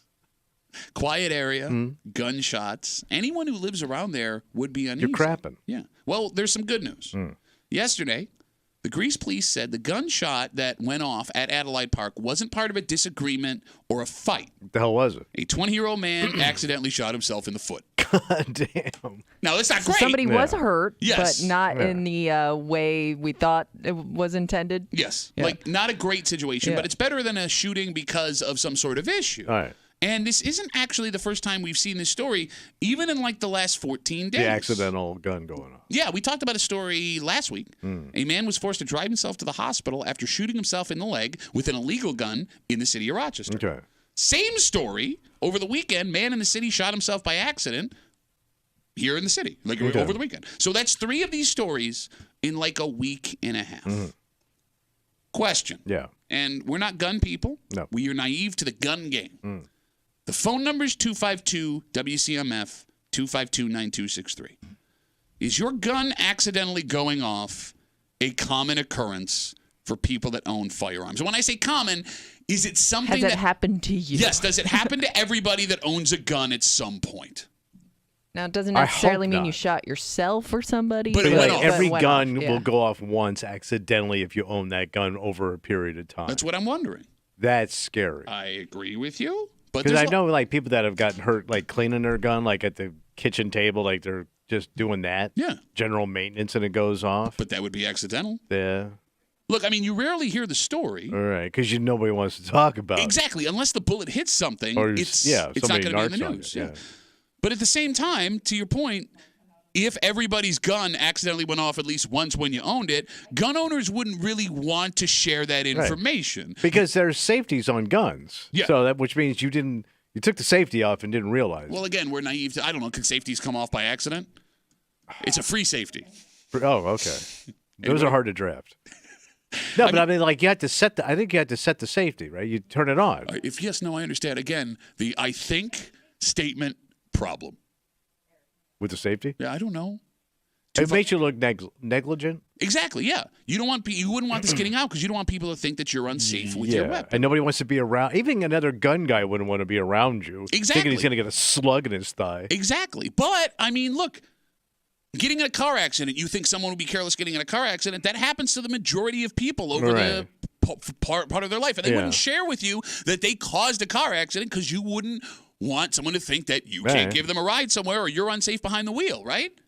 I'm asking. I am just asking the question because you and I are not gun people. But now my father always owned a gun, multiple guns, and he was slack ass all the way around. But I don't think he ever had a gun accident that I would ever know of. Okay. But he also never cleaned his guns. So he used to get my brother to do it. Okay. Because knowing my father, he probably would have shot himself. Because he probably been drinking and cleaning his gun. What, you're not supposed to do that? Probably not. Drunken cleaning your gun with the safety A off? bourbon and a gun cleaning. A bourbon and a gun cleaning is my favorite Ribs Arkansas song. He had a bourbon in one hand and a dirty gun in the other. Brother, you better run for your life. 252 WCMF 252-9263. All right, we got a ton of folks on hold, and we do thank you because again, this is not our world. We don't know. I got 3 of these stories in a week and a half. Maybe it's more common again. Story coming out of Greece, Adelaide Park. There was a gunshot Monday night. Folks got very nervous to live in the neighborhood. The kind of good news wasn't because of a fight, wasn't like a drug deal that went bad. A 20-year-old man accidentally shot himself in the foot. But with 3 of these kinds of stories in a week and a half, is this a common occurrence that nobody wants to talk about? Let's talk to Chris. Hey, Chris, you're on CMF, buddy. What's up? Hey, yeah. So a guy accidentally shooting himself, he's a complete moron. Okay. Because he's probably messing with his weapon for absolutely no reason other than he thinks it looks cool or he was showing off to his buddy. I mean, Chris, we do have to admit, as irresponsible as it is, Posed in the mirror with it at least once. It does kind of look cool, Chris. You have to admit it looks cool. It's not, though. That's the point is there's people like me in this world who are very responsible weapon owners and combat veterans who, you hear these stories, you're like, you're just ruining it for everybody else. And Tommy, please, cleaning a gun, who cleans a weapon with bullets in it? You can't take it apart while it's got a loaded magazine in it. Or wait, hold on. It does happen. Whatever it may be. How do you clean the bullets then, Yeah, Chris? don't you have to shout out the bullets? Don't clean bullets. What are you talking about? That's the thing is this topic, there's so many people that are so uneducated about weapons that have no experience maintaining them, working on them. Whether you're a hunter or not doesn't mean you're an experienced weapon user. Being a hunter, you took a 12-hour safety course and you never had to do it again in your life. You can just go get drunk with your buddies at 5 a.m. and do whatever you want. I'm not saying they're all like that. I'm not saying people that are gun there are some good people like on both that, sides. But no, Chris, to your point. When we hear these, go ahead. To your point, that's why I asked the question, right? Because I have friends of mine that own guns who I know are unbelievably responsible. And then, Tommy, we both know guys that own guns where you look at that guy, and I wouldn't trust you with a scooter. And that was my dad. Yeah. I would trust you with a scooter? No, you could, do not give that man an electric scooter, but he's got a gun in his pocket. And my own man had, heavy-duty guns. I 100% agree with you on that. There's a lot of people that have the ability to own a firearm that should not own a firearm. Whether they did something illegal or not, it is a constitutional amendment. I can't sit there and argue that. That's not this conversation. But, yes, there are complete morons out there who own weapons. Those same complete morons get in that vehicle that weighs 5,000 pounds and go 75 down the road also. With a dirty gun. They can kill somebody just as easily doing that. Now, they're much more practiced at driving. Again, doesn't make you a good driver. People drive terribly every single day. But hearing these stories, it puts such a negative connotation on just people being a weapon owner. I mean, the one story you told you just said the guy had a weapon illegally, correct? Okay, so here's what's interesting. The one from last week, we knew it was an illegal gun. The one from the city over the weekend, we haven't heard that one. This one with the 20-year-old, there aren't any charges about this being an illegal gun. We think it's a legal discharge. Well, with clean bullets, by the way. Well, yeah, that's definitely an illegal discharge. You should definitely lose weapon. No, I get what you're saying, but I don't know. There's nothing in the report as of now that says this was an illegal gun, Chris, so I don't know the answer to that question. I was referencing the older story you mentioned. And the only reason I brought it up is because, you're bringing up the 3 stories. That guy already proved that they should not have that weapon. So that one, I get it. It is a statistic. But statistically speaking, that dude was doing something illegal, just having it in his possession. True Therefore, that. All right, Chris, I want to take some more calls. There's a bunch of folks waiting, but thank you for the info, buddy. I appreciate it. Yep. No, you're good. No worries, man. I get it. People get passionate about this topic. And look, I'm not saying this is an indictment on anybody. I'm genuinely curious because there are lots of things that we do in the privacy of our own home that we are embarrassed by, that we would never tell anybody Take about. It to your Some grave. illegal discharges. Yeah. But Kimmy, you bring up a good point, right? Like Chris comes in and he's hot, and I get it, right? It sounded like he was a veteran. He's a guy that Don't have to clean your bullets. He takes his gun responsibility very seriously. I do assume that everyone that owns a gun at some point has posed in the mirrove with the gun. Of course. Well, any kind of weapon, right? Like anything cool. Like knife, ninja star, whatever you got. You've done some cool moves with that in the mirror at some point. 252 WCMF with the third accidental shooting themselves story in Rochester like a week and a half. Is this something that happens to every gun owner at some point, the accidental discharge that nobody talks about. Let's talk to Dave. Hey, Dave, you're on CMF, buddy. What's up? Dave, you there? I'm here. Did your gun go off by accident? Is that why we lost you? No, my gun did not go off. Do not give Tommy a gun under any circumstances whatsoever. That's fair. All right, Dave, what do you got for us, bud? Guns don't go off because they're dirty. That's not a thing. They don't just randomly go off unless you have them loaded and you pull the trigger or sometimes maybe drop them. Wait, Dave, hold on.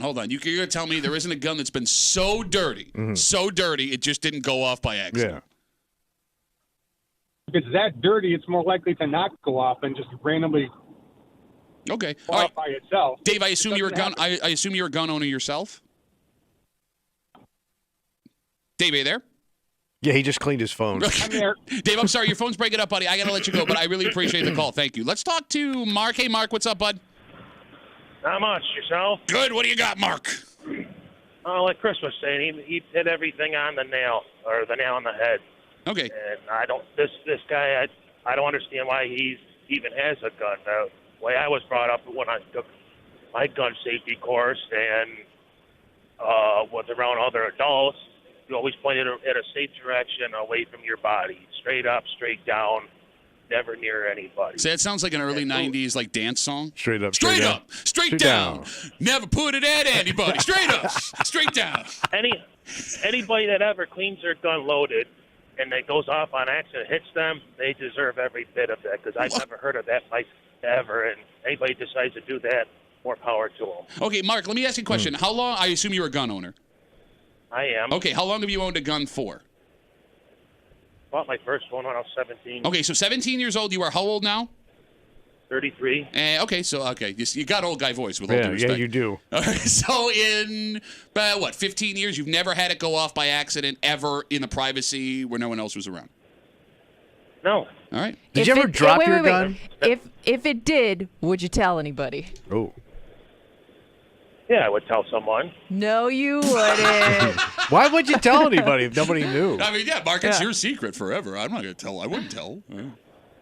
No, I tell you if it went off, but nothing's ever went off. All right. No, we're not calling you a I'm liar. not saying you specifically, but I can I'm just saying, understand why other people wouldn't volunteer that information. You know what I mean? I've had a misfire before where you put a round in, say a shotgun. Okay. You put a round in and you fire and it went click. You don't just chamber it into another one. You wait a few seconds for it to, because it might have a delay. If not, you slowly pull it out and set off the side where it's not going to be endangered. Well, don't you wait. I thought you flipped the shotgun around, looked in the barrel, and tapped the end. Isn't that that's what Daffy Duck did. Right, yeah. Mark, thanks for the call, buddy. But then it goes off. Yeah, But then his beak's around the back of his head. Do not listen to what this man is saying. We got Facebook messages coming in. You can a lot always of humor in the gun community. No, you don't do that. Well, I mean, it's easy to say I've never heard of that happening, but I guess if nobody was hurt and you just did it when you were alone, I can understand why nobody's going to talk about that happening. I would just be afraid of dropping a gun. Because the way I drop stuff like phones and stuff, I would always think I'm going to drop this gun at least once while I'm working with it. Yeah, but how common is it for a gun to go off if you drop it? I don't know. Okay, so Luke brings up a good point here on Facebook. You can always get us at WCMF or the Break Room Facebook page. Luke says, I've had my permit for 7 years, and it's never happened to me, but there are so many videos on YouTube of cops and firearms instructors accidentally discharging their weapons. I didn't think about it until you said it, but it might be something that gun owners do go through. He's not wrong. Have you seen those videos? And these are instructors. There's a really famous one, and it's funny if it wasn't so terrible. It's a guy, he's in like a bulletproof vest, he's in front of a class full of people, he's talking about gun safety, he's like, what you got to do? Boom! And he shoots himself in the foot. Oh my God. And he goes, don't do that. Jesus It's like Christ. one of the most famous viral videos of all time. It went so viral that the firearms instructor sued the person who put it on YouTube because he said it kept him from being able to work again. Yeah, but you did do that thing. Yeah. In front of a class. Yeah. 252 WCMF. Let's take one more call. We've talked to a lot of guys here. Let's get the female perspective. Oh, a lady shooter. Yeah, she's on. Well, I don't know if she's a shooter. Okay. Might be a straight shooter. All right. Let's find out. Melissa, you're on CMF. How are you? Good. How are you? Good. What do you got? I have two kids that shoot air rifles for their school. They also shoot for the Legion. They also are in a 22 league. Like, the idea that anyone taught them to clean a gun with a bullet in the chamber, no one would ever do that. Like, if you're doing that, you should be shot in the foot because there's absolutely no reason. Well, let's not go around saying people should be shot. I mean, that's not the most. I would love to see the stat now of people that have discharged firearms while cleaning them. Because it does happen. I mean, Melissa, we see those stories. It does happen. It has to happen. And it's because you're being careless. You're not. But you're a human being. People make mistakes, even good people. Yeah, you can make a mistake, absolutely. And I'm not saying you can't make a mistake. But you're saying that person deserves a bullet in the foot for making a simple human error. You need to treat a gun with respect. You need to treat a gun with respect. And when you are working with a gun, you have to be on alert all the time. Like, that is not something you can just, I'm going to clean it and I'm not going to pay attention. And that's a good voice. That was a good responsible voice. That was That's a good mom Melissa. cleaning gun voice. No, listen, Melissa, everything you're saying, I agree with you. I'm not arguing with you at all. I guess what I'm saying is when you talk about any other thing, a guy up on a ladder that's done it 1,000 times, He right? slipped. Yes, it happens, right? Person in a car who's been driving for 40 years and they make one error. Like, errors do happen. And I get that everyone's saying this is wildly responsible, but it's wildly irresponsible because it hasn't happened to you or your kids. Do you know what I mean? I guess that's what I'm trying to say. Yeah. I guess the way that we look at it is when you are working with these things, like, we have taught our children, like, you have to have, like, the utmost respect when you're doing this. Like, a gun is something that can fatally injure you. Like, it's not something to, like, just get into the habit of using. You have to be 100% on your game, when you have that gun in your hand. If you are not putting 100% of yourself into that point, then you just need to step back, go do something else, and come back when you can 100% put yourself with that instrument, because it is such a big responsibility to have that tool in your hand. Okay. All right. Well, Melissa, tell the kids good luck on the shooting season this year. Thanks for the call. I appreciate it. Thank you. All right. There goes Melissa.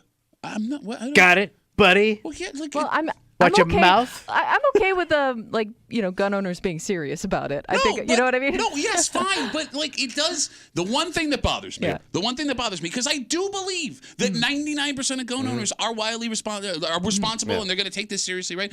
It just bothers me, like, the idea that a mistake cannot happen, would never happen. It's human error. It's naive. Yeah. It's a naive thought. Right. And please don't shoot me for saying that. Thank you. Show some respect. All right, let's take a break. Right. There is a man who deserves some respect. Respect that they haven't gotten in over 3 decades, the eligibility they've had to get it. 30 years. Sunday night, we finally find out. Oh. But the thing that sucks is if you want to know the moment, Yep. you got to sit through this garbage. And we'll get into it next here in the break room on WCMF.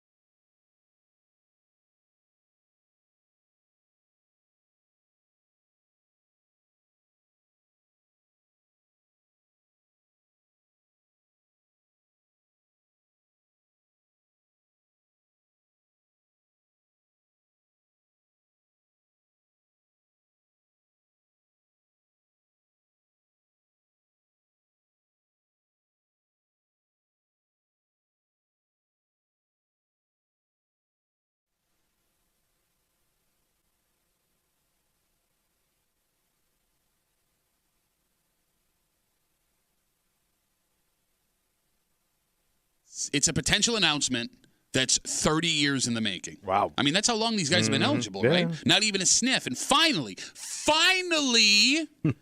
this local man is getting the recognition he deserves. Yeah. But if you want to find out in the moment if this is finally going to happen, you got to sit through like the biggest hot pile of garbage. Yeah. To get there. You're hanging out in the break room. It's just Classic Rock 96.5 WCMF. So we learned a couple of months ago that for the first time ever, despite all of the record sales, tours that this group has, Foreigner was nominated for the Rock and Roll Hall of Fame. In my life, there's been heartache and pain. I don't know if I can face it again.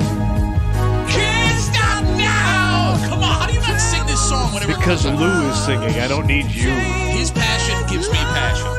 His name is Lou, not you. Go home. Know that. I like you, Griff. All right, so Yeah.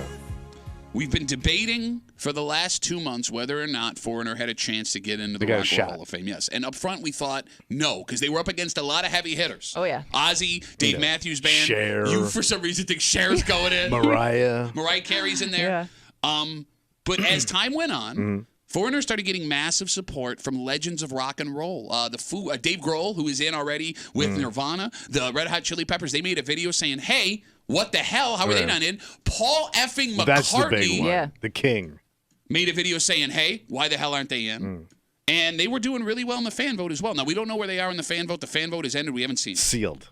Sunday night. Oh, boy, it all comes down to this. Yep, we will find out for sure if Lou Gramm and Foreigner are in the Rock and Roll Hall of Fame. In fact, you can sit and watch the announcement if you'd like. Wait, live? Yes, you can. How cool is this? It's not that cool, actually. Yeah, I know. Because the only way you could sit and watch the moment they get in is to sit through American Idol on Sunday night. Ah. Ryan Seacrest and Rock and Roll Hall of Famer Lionel Richie will be making the announcement live during the episode. So I wonder, Wow. are they going to have cameras at these people's homes, like to get their reaction, like they do this Possibly. draft? Okay, but no, because you'd have to put cameras in like everyone's house. Yeah. Because like if you only put cameras to the winners, they would know they're getting in. No, like everybody, like how they jump back and forth during the show. Like I there's- feel like those artists are too big for that. Yeah, like Mariah Right. Carey's not going to They're sit not there. Shares waiting to with her be mom like drafted and her in the- aunts. There's no way that Cher's mom is still alive. The joke, Wheeze. Bruh, how Cher's mother be 140 years old? She would. I don't get the joke. I'm sorry. I want to know what love is. I forgot. There's no set amount of people they'll let in, right? Or did they only pick like 3? Like we've been getting so much Yeah. weird info. Yeah. It's almost like nobody, even in the Rock and Roll Hall of Fame, know what the Right. rules are for the Rock and Roll Hall of Fame. All right, so we may see Lou. Yep, Sunday night. Sunday night will be the night that we find out. And I'm nervous for this, man. I got like Bills game vibes for this. So is this their? Well, I mean, they could get it again next year. Here's the problem. What? Here's the problem. I know they're getting old. Well, no, they're not getting old. Like we found old. out, they've been old. But beside that, there were 2 things we found out in the last 2 months that make this year the year they have to put them in. One, Lou a couple of weeks ago announced his retirement. Right. He said he will perform again if they get into the Rock and Roll Hall of Fame and they have to do the induction performance. He said he'd be happy to do that. So if Lou's retiring, a year, 2, 3 years away from your retirement, are you going to want to go do that show? Right. The bigger problem, Mick Jones, band leader of Ain't Foreigner, well, right. he announced he has Parkinson's. Right. In fact, he hasn't been performing with the band recently. 1 more year of having Parkinson's may mean that you don't get Foreigner, you get tributes from other bands to Foreigner. And no one wants to see that. I mean, look, the guys deserve one last chance with the original group. Yeah, standing up and performing. Yeah, go give me 1, 2, 3 songs, whatever you can. Get your time in the sun. Let that theater with all of these rock and roll legends stand up and give you the respect they deserve. Because they do deserve it. Oh, yeah. They deserve it. Yeah. But they don't seem like, the only problem is you're going up against what you said, this like murderer's row of entertainment. But it's been they've deserved it for so long. I'm hoping the Hall looks at them, says, how did we overlook them for 30 years? Paul McCartney said they have to get in. I know. Right? True. I don't know. Like you look at like baseball, football, hockey, basketball Hall of Fames. those have like old timers voting, but every once in a while you'll see a guy that's on like his last chance to get in, and they vote because look, how did we wait this long to put this guy in? He deserves to be in there. I'm hoping not, and I think they deserve to be in anyway. Yeah. But I'm hoping they get that vote as well because they deserve it. Yeah. You want it for Lou. You want it for Rochester. This would be a big deal. So you gonna watch American Idol? No. I'll check Twitter. But if you use the I ain't sitting through American Idol, man. Lionel Richie's weird ass face. What happened to his face? He got way younger, and his face got longer. Like he's got more face than he's ever had. Like more face. Yeah, I'm telling you, his face is longer and bigger than it's ever been. His face now really goes all night long. Yes. Thank you. But you're making like the aging argument, which you can make for other people up for this award too. Like Cher's who? up there. Ozzy. Okay, but Ozzy's also Yeah. sick, man. He's got a cane. He's in with Sabbath. He's already in. Like, I Right. love Ozzy, but he's already in. What about right? Mariah? True. Mariah's got No, years. I was thinking more Cher and Ozzy. Mariah's got to be up there, man. She ain't Ozzy up there. No. Yeah, true. I think that's how we should measure age in the show from now on. Ozzy? Ozzy up there. The Ozzy Right. line. Is he? I mean, like everybody. Sinead O'Connor, she's up. She's already passed away, right? Like Dave Matthews Band, they got time. They're Yeah. still touring. Yeah, true. I think that if there is an urgency, I got a bad feeling about it. you got a though. bad feeling about everything. They ain't getting in. The fact that you said it means they're getting in. Congratulations, Right. Lou, Yep. on your Rock Way and to Roll go. Hall of Fame induction. I'm happy for you. Are you guys not nervous about this? I'm nervous. I just don't think it's happening.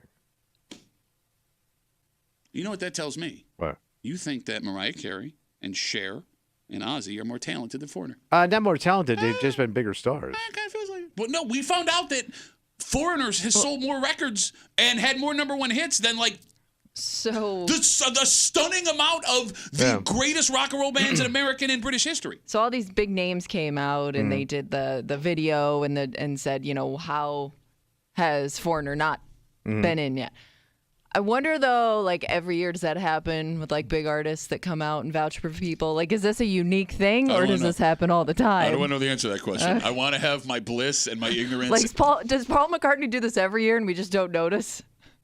Just to make himself look like a good guy. Shut up, Kimmy.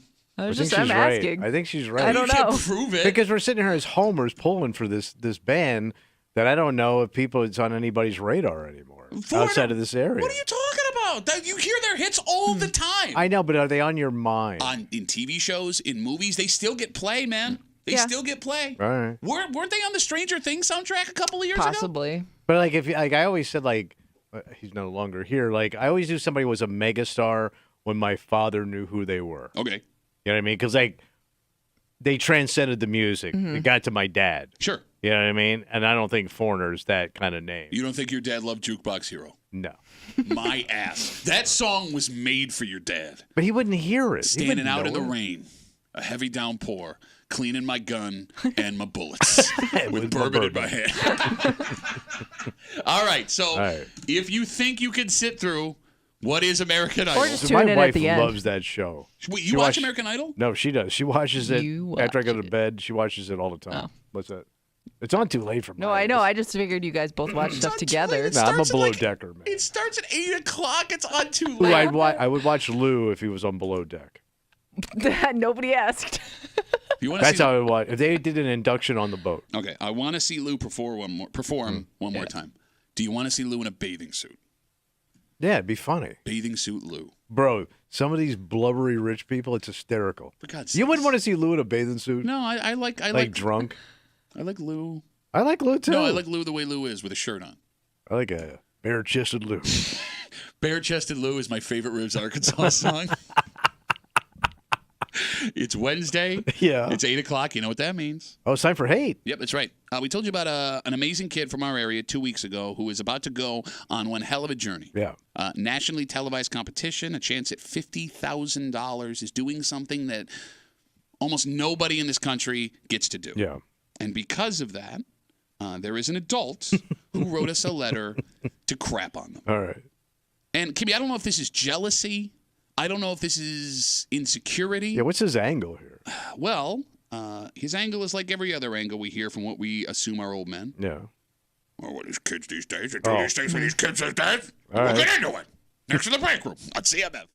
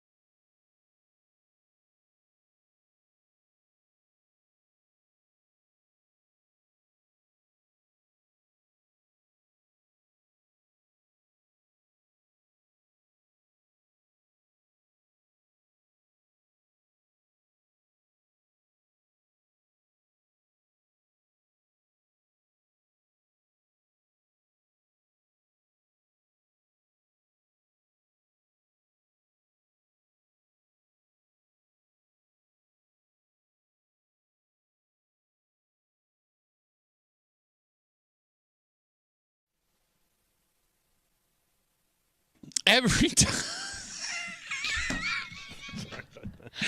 If you're watching a live stream, you're getting a hell of a show today. And like, This is why I can't own a gun. This is the third day in a row where, we're coming in, and you just knock everything off your chair. Well, I get involved in something. You can watch Tommy frantically panic to talk into a microphone. To turn off his baby animal videos. I'm on a new one, man. The Odyssey app, WCMF.com, YouTube, and Twitch. On YouTube and Twitch at The Break Room WCMF. That is all brought to you by our good friends at Three Heads Brewing. Three Heads Brewing, official brewery of Tommy dropping everything. Every time we open a letter here in The Break Room, we lose a little more faith in mankind. Because this, what we're going to tell you about, is a hell of an accomplishment for a kid in our area. Yeah. One that should be celebrated. But instead, we have a grown-ass person here to crap all over him. You're hanging out in the break room, Rochester's Classic Rock, 96.5, WCMF. It's Wednesday, it's 8 o'clock. Time for Hate Mail of the Week. And about 2 weeks ago, we told you about an amazing middle schooler from our area. Ryan Creary, he's an 8th grader in Penn Yan.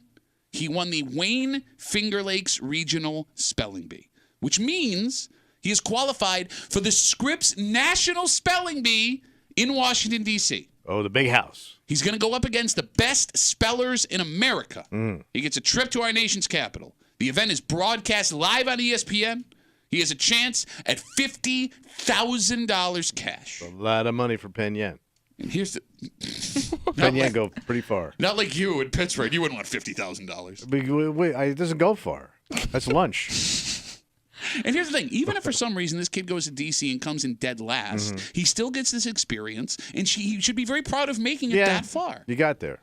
But because some people are miserable and have no joy in their lives, we have a letter in front of us. And past the fact that they took the time to write a letter about a kid's accomplishment, their take in said letter could not be more off. Oh. Actual physical letters sent through the mail telling us we suck, crapping on a great kid. Sit back and enjoy today's Hate Mail of the Week. Why do I have to hear about some kid who knows how to spell on the news? Is that a real news story? You feel the need to talk about that?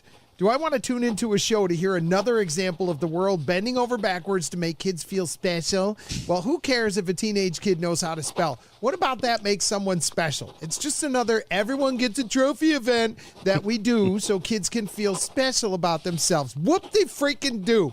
You know what could really help with this contest? Spell check, which we all have on our phones and our computers. And even if he is the best speller in the world, what does that do for him? Why does that give him a leg up over everyone else? Did he serve his country? Did he cure a disease? When he does something newsworthy, I'll care. And when you start talking about things that matter on your show, I'll start listening again. Until then, keep doing your participation trophy stories to make stay-at-home moms feel warm inside. Sincerely, James. You know, the Break Room, official show of stay-at-home moms. Well, the dirty ones. Yeah. Why can't we ever let kids have anything? I don't know. Every time a kid does something great, there is always some dick who wants to Sucks. It doesn't Or matter. they'll compare it to the most outrageous thing. Well, he didn't win a Nobel Prize, so who cares? He said in this letter, this 8th grader is not serving his country, so why do I care? You know, part of that 8th grade battalion. Okay. Yeah. So let's run down why this monster who wrote this letter is a douchebag. First off, he talks about this being an every kid gets a trophy participation event. Yeah. Okay. The kid is one of the best spellers in the country. Yes, he is. He won a whole region. This is the definition of a competition that this kid earned a win in. So when you sign up for these things, if you misspell a word, you're out and you're done. Right? Unless you're down to the last 3 and everyone misspells it where you get to go. Everyone goes again until So he's run the table. Yes. Pretty Yes. much. This is remarkable. Yes. Very impressive. Okay. Second. Yeah. Was it James? Was it James. who wrote the letter? Yeah. James says this is the modern world bending over backwards to make a kid feel special, which would be a fine take. You were going to say something? No, go ahead. If the Scripps National Spelling Bee didn't start in 1925, it's 100 years old. That's when words was words. These modern parents and their century-old competition to make their kids feel good these days. And third, you know this guy doesn't know how to spell because he brings up how unimportant knowing how to spell is. Most men can't spell very well. I can't spell. Who are you looking at? Kimmy also can't spell. No, I can't. We can't do math. Nope. We can't spell. Yeah. We don't know history. But other than that, we're very smart people. Mocking a kid makes you a monster. Mocking a kid for something you yourself cannot do makes you a moron. A moron. Sir. M-O-R-O-N. Moron. You were going to say something. I think a lot of it has to do with the fact that if you came from a generation where your parents didn't pay attention to you, you're pissed off that kids are now getting the attention you desperately wanted as a child. Ooh. Wow. Ooh. You know what I mean? Psychology. Man. Because like you're jealous. I wish my parents cared that much. Okay. All right. That's a good take. Because kids for a certain generation, you weren't the most important person in the room. That's a really good take. My mother used to say, children should be seen and not heard. Mm-hmm. And that was like how she raised us. Well, I mean, they wanted you to be seen because you spent $4,000 of their money on 4 suits. They heard me all the way to Atlanta. I do declare. Yeah. That's a great take. I think it's jealousy and a little bit of pain. Phone number is 252-WCMF, 252-9263. Do you agree when you see guys act out like this? Is it because this is what they always wanted? They want what these kids had? Now, this specific example might be a bad example because, again, this has existed for a long time and this kid earned it. But when it comes to, like, the participation trophy generation, you think that's them wanting what these kids have now? Yeah. Man. I mean, there's a certain, like, when I see you with your kids and when I was just in Chicago watching my stepson and daughter-in-law with their kid, like, man, my parents didn't put any effort into this. Like, these kids are bending over backwards for this child, and I'm going, there's no way my parents would have done this crap. Okay, no, you're saying all the right things now, at least as far as I'm concerned. And I go, yeah, man, that would have been nice. Okay, but there's going to be another story of some kid doing something you don't like, where you're going to be like, this kid, mom and dad, helicopter parent, diaper sniffing. Yeah, to your point, I would also think like. Guy who writes this letter has the same take of, well, kids they're always on their phone. They rely too much on their phone these days for information. But then, like, this kid isn't relying on the phone to spell and do things and got a problem with that, too. Yeah. But that's been the argument from older people every time something new comes out. So I remember when the calculator came out. The calculator. That's it. Kids aren't going to know how to do nothing anymore. Yeah. Well, look. What are they going to build a computer? Try that with your calculator. In the defense of those people, you've heard us all try to do math on this show. Yeah. So maybe they were right. Yeah, but we never had a shot, man. 252-WCMF, 252-9263. Hate mail of the week. We told you about this middle school kid out in Penn Yan. He's going to the National Spelling Bee, Scripps National Spelling Bee. This guy is saying it's unimportant. We're celebrating participation trophy for one of the hardest competitions to be. Okay. Look, I'm with you. Kids should be celebrated. Yeah. And kids who are doing well at anything academically should be celebrated because the not fun truth is most adults can't do middle school work. No. And all of you parents listening understand what I'm saying. The hardest subject, what do you think? If I were to sit you down. Are the basics? I'll give spelling, middle school math, middle school history. We won't go near science because nobody's good at science. Which one do you think you'd be able to excel the most at? History. Okay, you think middle school history? Yeah, because I like history. But that's like don't ask me to spell no history. But history is something that you took interest in later on, right? Because you weren't good at it when you were actually in middle school. No. It happened over time, and you just took an interest in it. My worst subject was English. Okay. No, we know. It was like Chinese to me. I couldn't figure it out. No, I got it. But here's the thing. You bring up history, and I know you're a history guy. You also have ways of like inventing history. Yes. Yes. You just make up history, like you take a how nugget. Things started. Yeah. Just take a nugget of history, and I'm not sure that you can tell the difference anymore between what but you've made up and what you've learned. Kind of twisted.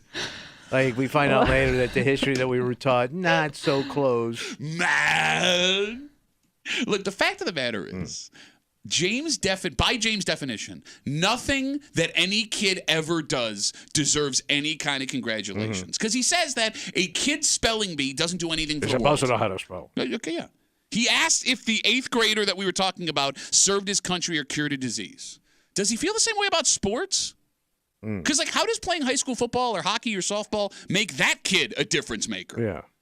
Don't. The best quarterback in Section 5 this upcoming year. He's not going to cure a disease. He's not serving his country. Yeah. That kid's going to be all over the news and social media. Would James have a problem with that? And I don't understand how that's any different than this. Don't misunderstand me. Those kids playing sports should also be celebrated. They're achieving things, and they should be proud of themselves. But if you want to talk about what matters, Really, nothing matters. True, but these kids got too much attention. Okay, but you will give kids attention for things that you think are cool. Right? Like, even if some kid gets a Division I scholarship and plays professional sports, they didn't really change the world in a better way. You and I and everyone listening aren't better off. Yeah. Right?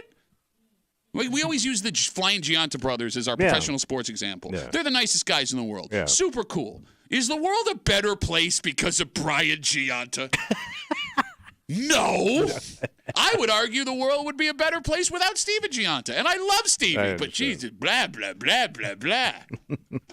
I'm just saying, man, like, you can't pick and choose what matters. Yeah, true. Oh. But if you like something, then it matters. Like, if you like football, if you like baseball, that's a good kid over there. But even if you like those things, you still find a way to criticize. Right? Well, that kid's great because, he has resources that I didn't have. No, that's you know what I mean? Take. That's a good take. I think guys still have we a didn't problem. have a weight room that looked like the NFL. Exactly. I picked up rocks. These kids are on supplements. Yeah. 252 WCMF 252-9263. Folks, we're waiting on hold while we're rambling. I'm sorry. Let's talk to D. Hey, D, you're on CMF. Hey, I'm calling regarding that segment with the hate mail. Yeah, we're here. Go ahead, D. Yeah.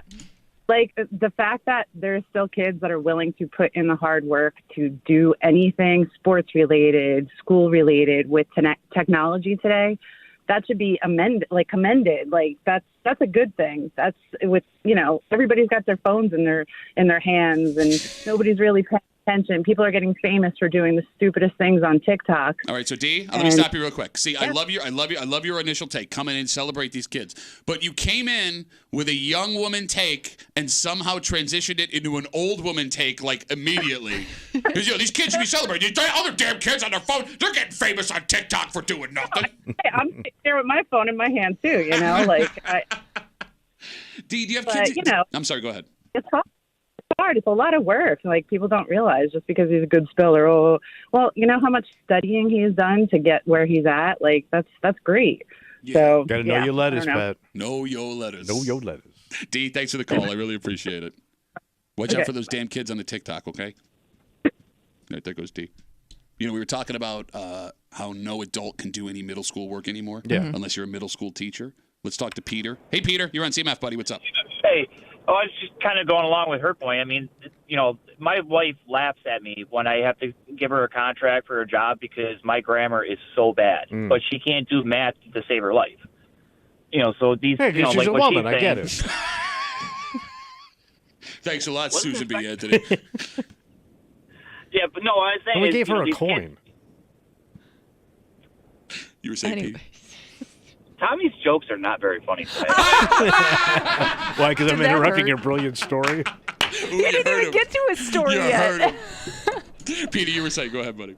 I completely forgot my points because I'm so offended by how bad his jokes are this morning. You're not good at English. Your wife is not good at math. Your memory sucks. But in a way, the phones are helping our kids. I mean, like we allow our kids to go on, do screen time for a certain amount of time each night. But like it actually increased their reading skills. Okay. And with me being a carpenter, like I've been able to teach them math by using a tape measure. Sure. And my wife can't read a tape measure; she can't do fractions. So we kind of tag team with where our strengths are with each of these kids. No, it does help when one parent's good at one thing, the other's good at the other. It sucks when one parent's good at one thing and you're not good at anything, which is what I'm experiencing right now in my house. We're still trying to figure out when they do social studies who's the better one with those. Well, good luck. Like, bro, the mountains and stuff like that. I can't do that. I don't remember what are those. All the the terms for like geography, topography. Yeah, that's that. Thank you. That's how stupid I am. I don't You even know mean what that maps? is. Yeah. Well, it's called maps. Well, it's easy to spell. but it's like elevation. It's like an that's elevation what I mean. map. It's a water ditch. I don't know. Pete, thanks for the call, buddy. Have a good rest of the day. Like, it comes down to this. What's that? Going back to the letter, hate mail of the week, this kid who's going to the Scripps National Spelling Bee. When did we decide kids can't just be kids? At what point did a bunch of grown-ass people start holding 13 to 17-year-old kids to the same standard as adults?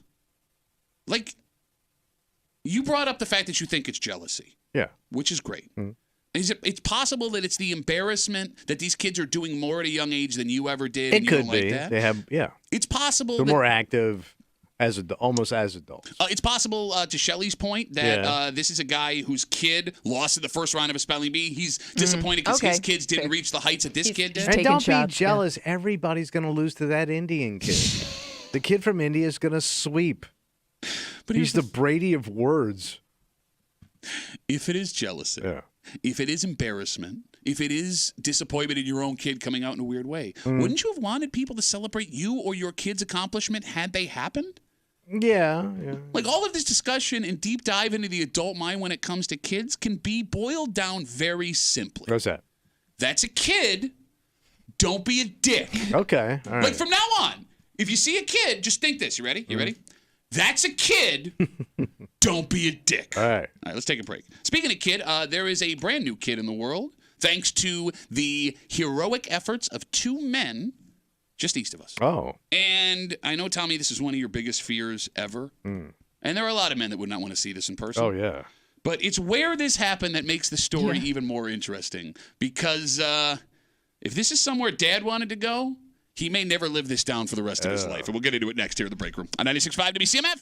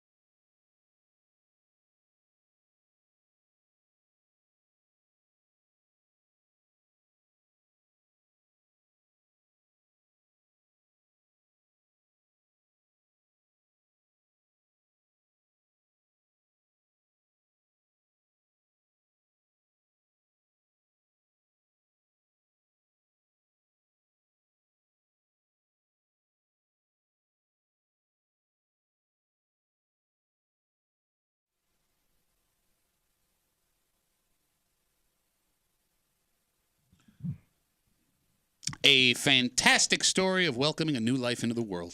Blessing? Yep. And Okay. the amazing work of some first responders who were there to make it happen. Yet, Tommy, I know this is something you could not handle if you were there. Oh, I know that. And where it happened may have someone in this story over at the doghouse. Okay. You're hanging out in the break room, Rochester's Classic Rock 96.5, WCMF, Aerosmith's Peace Out Tour, the farewell tour.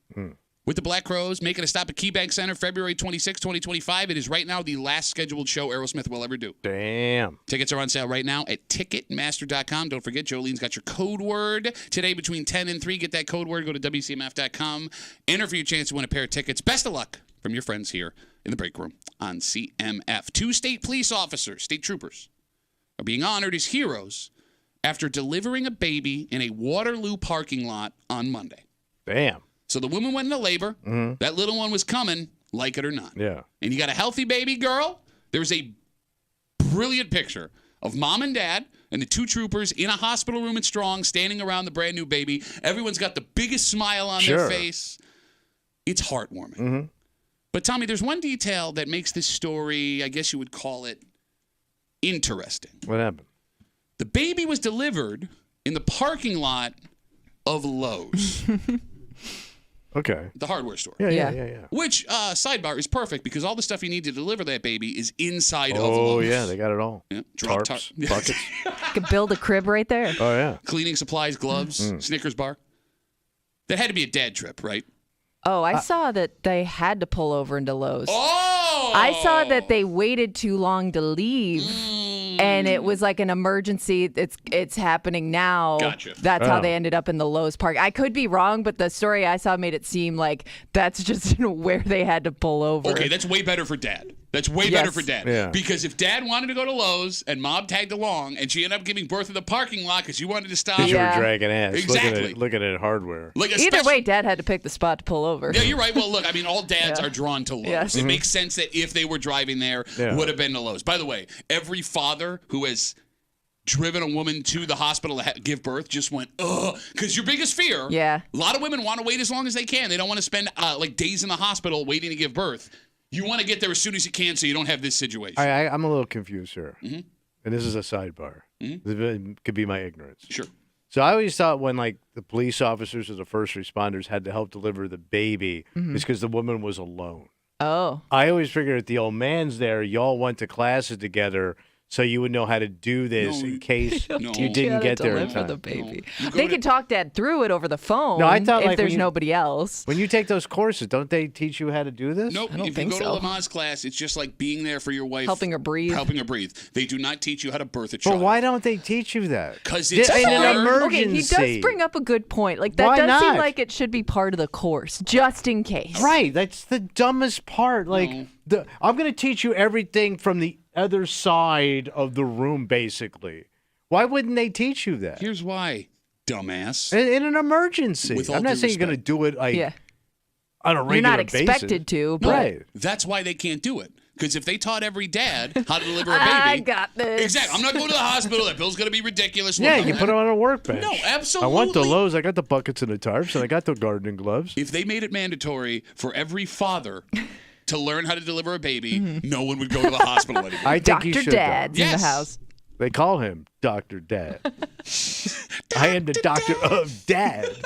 Bro, because you are arrogant enough, not knowing what you're walking into. Oh, I couldn't do it. I can't handle the gook. That baby gook that they live in. By the way, That's the medical term for it. going back to your sidebar, I'm sorry. Yeah. The lack of respect you just showed these 2 state troopers for delivering this baby. These men have been trained medically Bro, to I know how to do this. don't know how they do it. No, but you're saying, like, oh, all you need is like an hour course. You learn how to deliver a baby. Well, isn't that what they are gave the doctors police for? officers? Well, no, but if something They goes, went and took a course. if something goes wrong, if there's a complication, those police officers are also trained EMTs, if I'm not mistaken. They know first aid. They could be there. I Right. mean, what dad knows that? I don't. All right. Feel better. Look, no woman wants to give birth in her car, right? I'm open. In a parking lot, yeah, no, not ideal. Some women have these birthing plans they take very seriously. They have their doctor, they have their hospital, Ready they to have go. their little go bag, right? Yeah. They planned out every little detail. And based on how it went with my 2 kids, Yeah. I wouldn't want to be the person that could have done something like that from happening. Like, I hope to God in this story that it was mom waiting to go to the hospital, not dad being like, it's all right, it's all right. Let's take our time, see what happens. Exactly. And even in the moment, as we talk about this baby being delivered in a Lowe's parking lot in Waterloo on Monday by 2 state troopers, it would be really tough for dad in that moment because you're totally helpless. You don't know when people are going to arrive. And then even when they get there, like, you have to be nervous, but you can't show it for your wife's sake or your lady's sake. You're not in a medical facility, so you don't know what's going on. Right. And the health of your baby and your lady are in the hands of these 2 people you just met. Yeah. On top of that, you know how control freak men are. There is nothing you can do to help your lady. And that's the worst thing you could do to a guy, because that's foreign ground. Yes. Because if a guy is just standing there while the cops are helping your wife, one thing no man can't resist, he'll start looking around. Like off away into the distance? Yeah. I think it's Lowe's, it's spring, all the grills are out, the zero-turn mowers are outside. There's just pallets and pallets of mulch and fertilizer all outside. It's the worst time of the year to be stuck outside because you're going to be looking at everything you want. You know, you bring up a good question, not what you just said, but the point you made before on the sidebar. But man, would men with pregnant wives rather watch other guys deliver the baby, not being able to do anything about it, being completely helpless, or would they rather take a crack at it themselves, you know, roll up their sleeves and deliver that baby? Because at least in that case, you feel like you have some kind of control. I'm going to guess you still want somebody who knows what they're doing there. I do. Right. I do. I mean, it's weird. You want control, but you don't. Like, do you think they, like, you know, because you don't want this father to feel left out, right? Do you think they, like let him do, like, little things? Like hold her leg or something? Or, like, here, hold this flashlight. Okay. You know what I mean? Or, hold the light. That would be something, because that's what they made me do. Well, I guess you do don't you do the Le Mans stuff where you got to do the breathing? Yeah, that F1 race where there's a race going on around your wife while she's giving the Le Mans. Yeah, that. Yeah. You could give dad job of, because you're in a public place, so maybe, like, steering everybody away from the area. I thought the screaming happening. did that in the wide open legs. No, you would. I think people might be drawn to that, seeing what's going on. Yeah, she's You know how people love to stop and look. Nothing to say, ladies and gentlemen. Just my wife giving birth. That's if I was that woman, that's the job I would give my husband. Like, please make sure nobody walks over here. I don't need an audience right now. You bring up a great point. Like, there probably would be people. Like, there could be, like, I mean, I could see, like, somebody who's a mom being like, I'll help. You know what I mean? Like, just people volunteering because they feel like they want to be a part of it. You go, girl. Yeah. Oh, the shouts of encouragement from other moms. Well, is that bad? That might be a good thing. I don't think I'd want it in the moment, though. You know? No, it's going to be older moms. It's going to be okay, honey. I know it hurts, but you're going to have a little blessing. That might help. That might be a good thing. I don't know. And then other moms would all start bossing that husband around.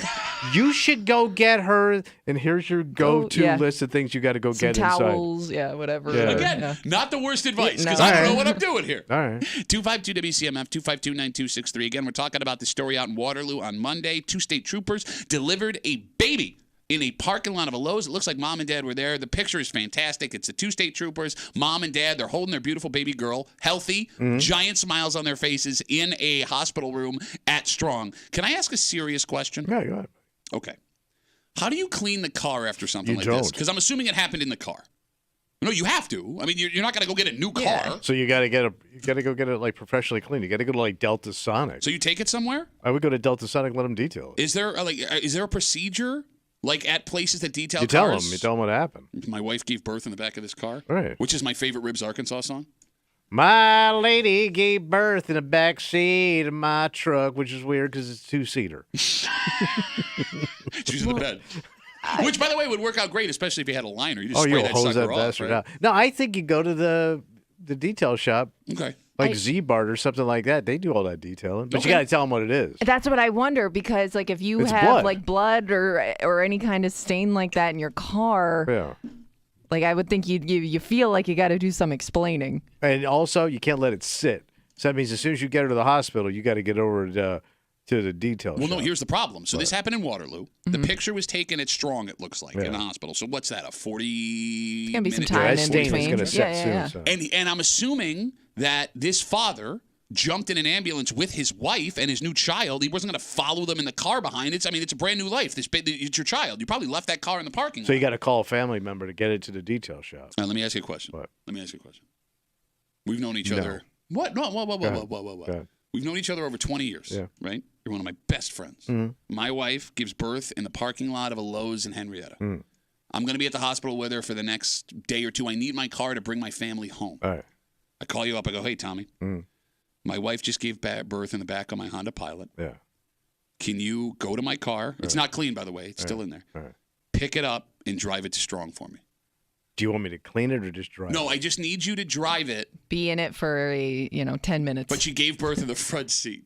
Oh. All right, I have another question. Yeah. It's of ignorance. Sure. Does that stuff smell really bad? That I don't know because we did it in You're in a hospital, I don't so you probably anything. I'm sure I blacked out. parents don't even remember that kind of stuff. Because I don't know what after baby stuff smells like. Well, if it's been sitting in a car. Well, let's put it this way. Let's say it's like a 70-degree day. The windows have been up for So it smells 8 like hours. a right born baby. Yeah, right born baby. Would you go pick up my car and drive it to me?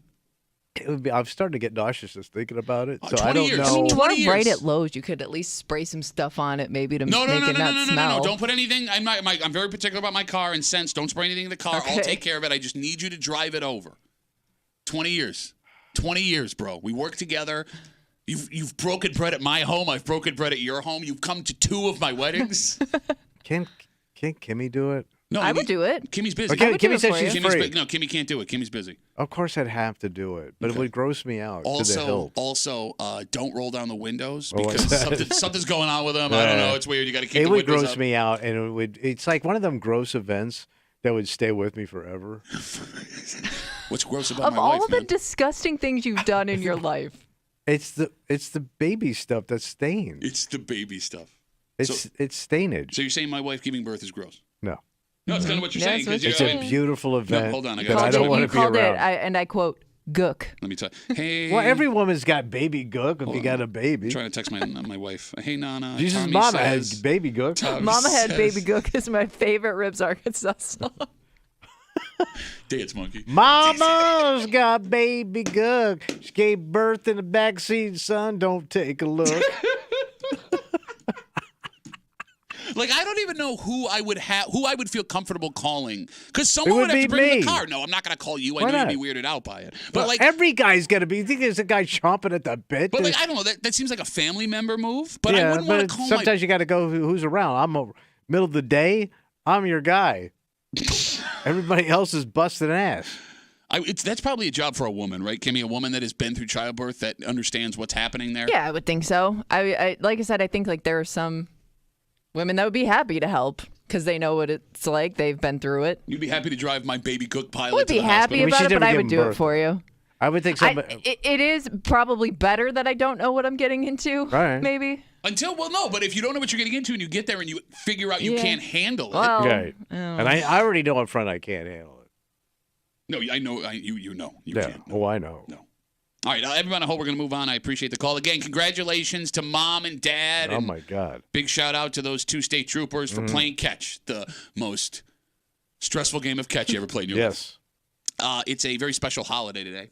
Holiday. And it's a holiday that means a lot to we in the break room. the middle of the Because, day. well, look, this show runs on these. You say it's the middle of the day? Yeah, middle of week. There's a holiday on the middle of What every holiday Every weekday? holiday happens in the middle of every day. It's the holiday. There's no holiday in the middle of the week. No, I'm going to tell you what it is. What? And this show doesn't run without these. And it turns out that we are not the only people, Tommy, who enjoy these more than it seems any other thing we're going to find in the grocery Wow. store. We'll tell you what it is next to the break room on 96.5 WC.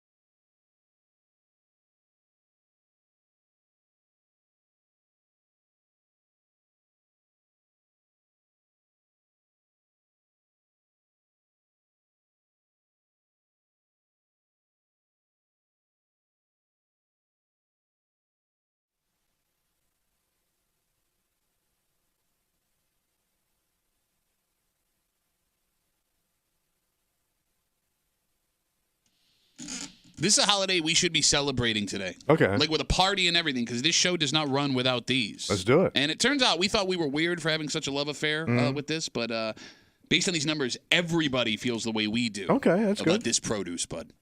Produce. You're hanging out in the break room. Rochester's Classic Rock, 96.5 WCMF. Happy Banana Day to the both of you guys. Oh, Right back at you. look at that. Thank you. Thank you. Now, if you listen to the break room, you know how important bananas are to the break room. Tommy and I cannot do our show without our daily bananas. Yes. In fact, if you watch on the live stream, when we go to commercial, it says it's banana time. And it shows Tommy and I both toasting our bananas before we eat our bananas. We're touching nanners. That's right. Couple of Nanners touching? Tip-touching nanner lovers.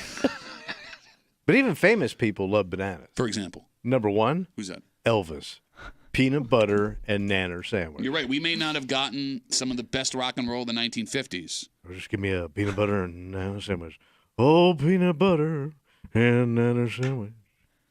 So, by the way, Kimmy, I feel like you feel left out because I feel a little left out. Do you eat bananas? I don't mind bananas, but it's not like in my daily rotation. Why'd you make a face? What? Like you guys have your scheduled banana time. Yes. And if you don't have your banana every morning, it throws you off. To the point where I will call Tommy if I'm out of bananas and they don't have bananas at the gas station to bring me a banana before the show starts. Yeah. No, Bring I me don't. a banana, you banana bitch. I don't need one to get through my day. Okay. Did you know What's that? bananas are the most purchased item in the produce department at the grocery store? Well, They're the cheapest and they're just the easiest to handle, store. You don't have to refrigerate them. No way. You make it sound like one of those old infomercials. Where, the old way of carrying apples and you're just dropping 10 of them on the ground. But think outside. about an apple. You got to wash it. Okay. You got to take care of it. Take care of it. No, you just have to They wash it. bruise easy. You can be rough with a banana and it's still good. No, bananas bruise. Yeah, they do. They turn brown. No, You nick a banana, that sucker turns brown. No, on that we spot. don't. Yes, it does. You can beat the crap out of a banana. What are you doing to banana? What are you doing with You your can bananas? drop them. You'll be fine. Is that why your bananas smell that way when you bring them in? Are you sniffing my banana? Yeah, you know it, buddy. Yeah, I'm a banana sniffing, tip touching nana lover. It's the perfect road fruit. It's got its own handle built in. Yeah, you can you lay it anywhere because it's got skin on it. So you don't have to worry about where you laid it You're down. not stuck with it in your hand. You put an apple down on a surface. You got to worry about the surface, right? Nah, I'm gonna eat that apple anyway. Yeah, you should probably worry. That's how you get trichinosis. Okay, what's trichinosis? It's when you put an apple next to pork. Not only are bananas the most purchased item in the produce department, they are one of the top 5 most purchased items in the entire effing grocery store. It goes Damn. bread, eggs, milk, coffee, and bananas, which sounds like a dynamite breakfast. You know what I don't understand, though, about people when they buy bananas sometimes?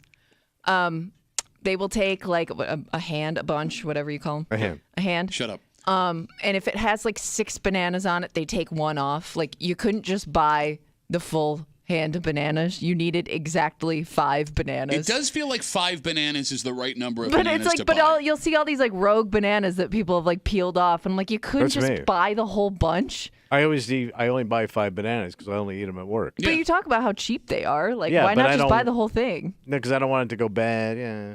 No, like to his point, like I don't Yeah. peel the banana off, but I will look for bananas that have The 5 five. bananas. All right. Yeah, a 5 Okay. pack. Yeah. Either way, it's just weird that 5 people banger. like will Yeah. buy their specific amount of bananas. Why is 5 bananas the right amount of bananas? One a day for the week. Could you put it up on Twitter at WCMF Break Room? Why is 5 bananas the right amount of Because bananas? you're packing your kids' lunch, you give them a banana, and you know they're not going to eat it on the weekend. Why Okay. would you buy 7 bananas? Well, but what if you get 2 kids? I never see people buying 10 bananas. Yeah.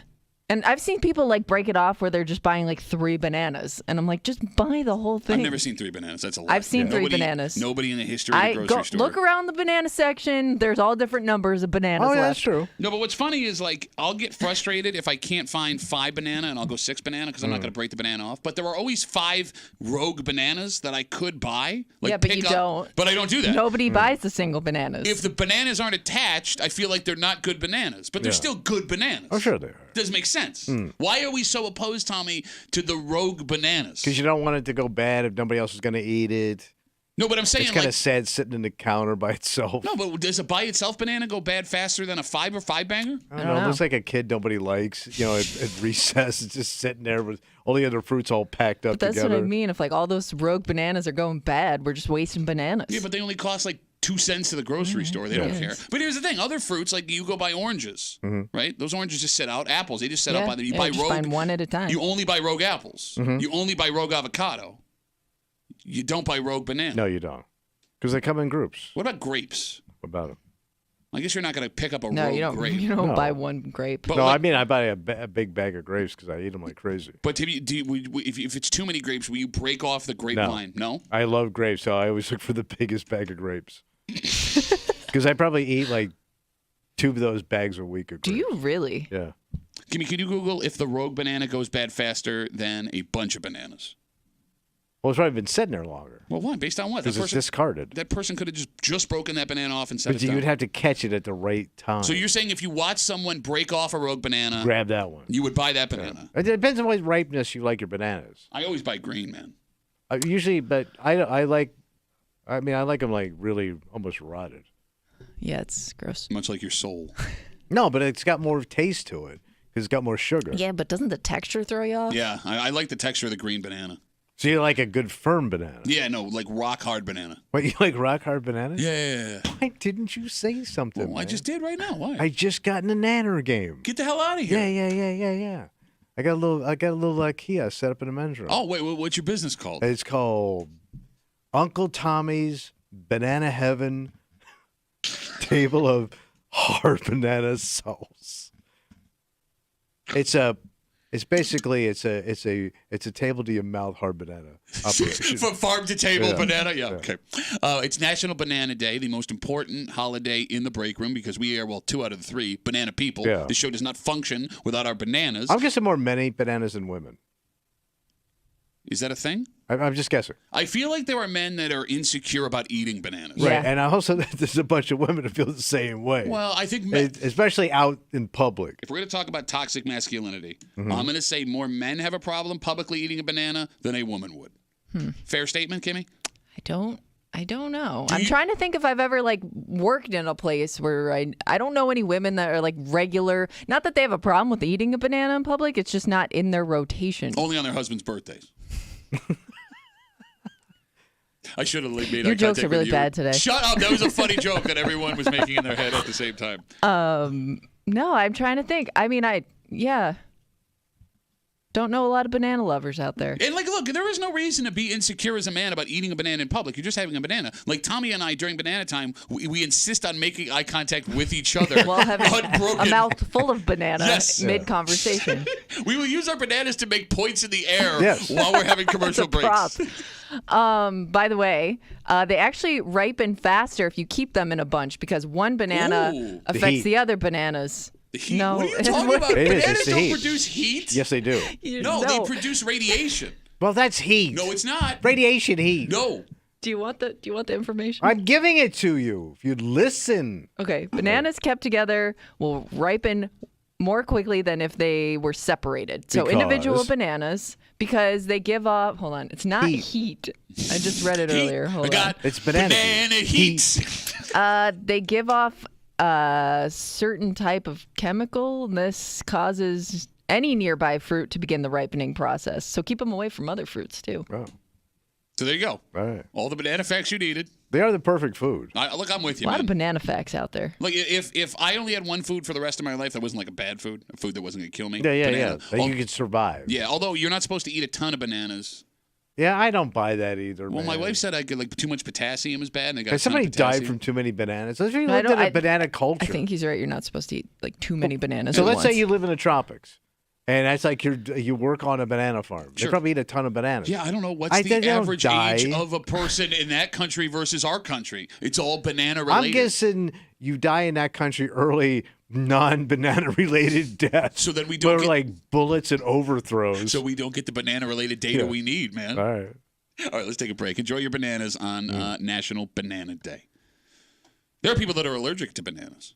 Oh. There are banana allergies. In fact, it seems almost everything has an allergy to it, although there are some where it's rarer than others. Yeah. This woman might have one of the rarest allergies I've ever heard of, so much so that you wouldn't believe she's allergic to it. Really? Tommy, there are some people that get angry for no reason when they find out people have rare allergies. And this would be something, if you were romantic with this woman, when you found out what she had, you might be upset and think she's lying. Okay. We'll tell you the story next here in the break room on 96.5 WCMF.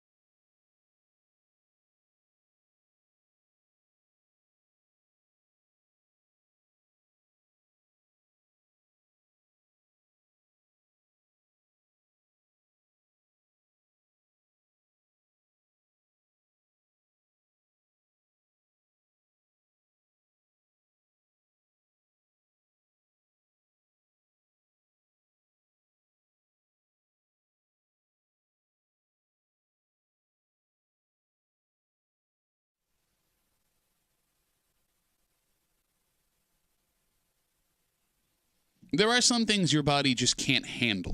Okay. You were born with this, and being around these certain things can cause all sorts of weird reactions, from mild discomfort all the way to death. Oh, my God. Yet, Terrible. when someone has a strange allergy, there are always people that want to call them a liar, maybe even test to see if they're telling the truth. And the story we have in front of us has to be the strangest allergy anyone has ever heard of. So it's extremely rare. I would think so. Okay. You're hanging out in the break room. Rochester's Classic Rock, 96.5. WCMF, just after 9:30 this morning. Bad news. What happened? Your boss don't think what you're going through is real. And we'll explain to you what I mean just after 9:30 here in the break room on CMF. Story in the New York Post profiles a 34-year-old woman named Allison. And she is a normal woman, right, with an abnormal allergy. Oh. She is allergic to batch. I thought all women were. I've heard of this before. Based on their reaction when they see it. So what does it do to her? For whatever reason. Did she make like a weird face? Like, well, no, again, that's every woman's reaction. So you've heard of this before? Yes. Did you know anybody that's had a batch allergy? Why do I feel like I did? and somebody would have to tell you that they had it. Well, no, and it was something where she was just discovering that that's what it was. I think she thought. How much of it either, you getting, man? No. No, it's not a batch overdose. It's a batch So allergy. I think what those happened riot was she was- hoses, a batch, like you're in Argentina trying to overthrow the government. That would stop the protesters. Oh, it sure would. Batch hose? Yes. No. Batch hose. Greatest show in America. Yep. You were saying, Kimmy. No, I think she was trying to figure out like if there was like something wrong medically with her. Like she didn't know that that's what was causing the irritation, I guess. But what was irritating her? Like her cooch or her face or what? Yeah. So this will. Well, I'm serious. No, like where everyone would Like, end you up. know, like where you, like she was like, is it like some sort of STD? You know what I mean? Like she Ooh. couldn't figure out why. Like a rash? Yeah. So this why woman, it was happening. I'm sorry. This woman in the New York Post, 34-year-old Allison, says that she's. It makes sex, and I quote, excruciating and an uncomfortable experience. She said she discovered it a decade ago. It's been diagnosed by a doctor. It's totally legit. Yet very few people believe her when she tells them. So the symptoms are like a rash. She just says it makes sex excruciating and uncomfortable. She also says she's allergic to condoms. She's got a latex allergy. That I've heard. Yeah. Yeah. Yeah, I've had that. No, I've heard that. No, yeah, I've had that. Yeah. Sorry. So she's got the rashy coochie. The rashy coochie Yeah. was my favorite Charo dancer back in the day. That one was just for us. Again, like I guess I didn't think this was that uncommon where they would do like a big story about it. I've never heard of this before. But it's mostly on her vagina? Well, or that's like, what- is it that's how- Whatever Rich comes goes, into bro. contact with well, it. I'm saying, does it hurt her hands if she's doing Maybe. that? I would think it's like a D- skin thing. But does it affect her mouth if she's doing that? No woman has ever found out. Now, this woman says, despite having this batch allergy that was legitimately diagnosed by a doctor, every time she tells a man that she has it, that she's getting like close with, they think she's trying to get out of doing It stuff. just with sounds them. like jive, man. Okay, well, why would she lie? She put Because she her just said that maybe she just doesn't want to do it with you. She doesn't want to hurt your feelings. Like, I'm really into you, man, but I'm just allergic to batch. She put her face in the New York Post. She did? Yes, she did the. Oh yeah, her face was Man, there. that's ballsy.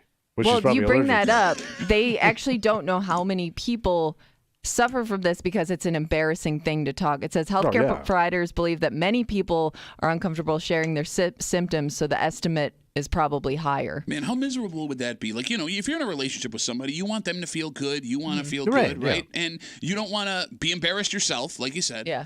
So, Kimmy, you're right. There are people that have this that just don't tell their partner and just deal with it. They have it. They don't maybe know what it is. You know what I mean? You think and you they would don't go want to to the get it. doctor, though, if it was that But I can bad. understand, though, maybe if it's something that's not so severe and it went away, that maybe you just think like, oh, you know, I could see people brushing it under the rug and not wanting to talk about it. But you could have, you can have other, that was bad down there like that, you could do other forms of sex. Well, no, but if she is allergic to batch, I would assume that any part of her body that touches it, she's right. Well, Kimmy's I'm right. just It's thinking probably like a the skin vagina thing. is probably the skin is very thin and sensitive, where other areas would be more acceptable to my It's batch. even thinner there, I think. I think.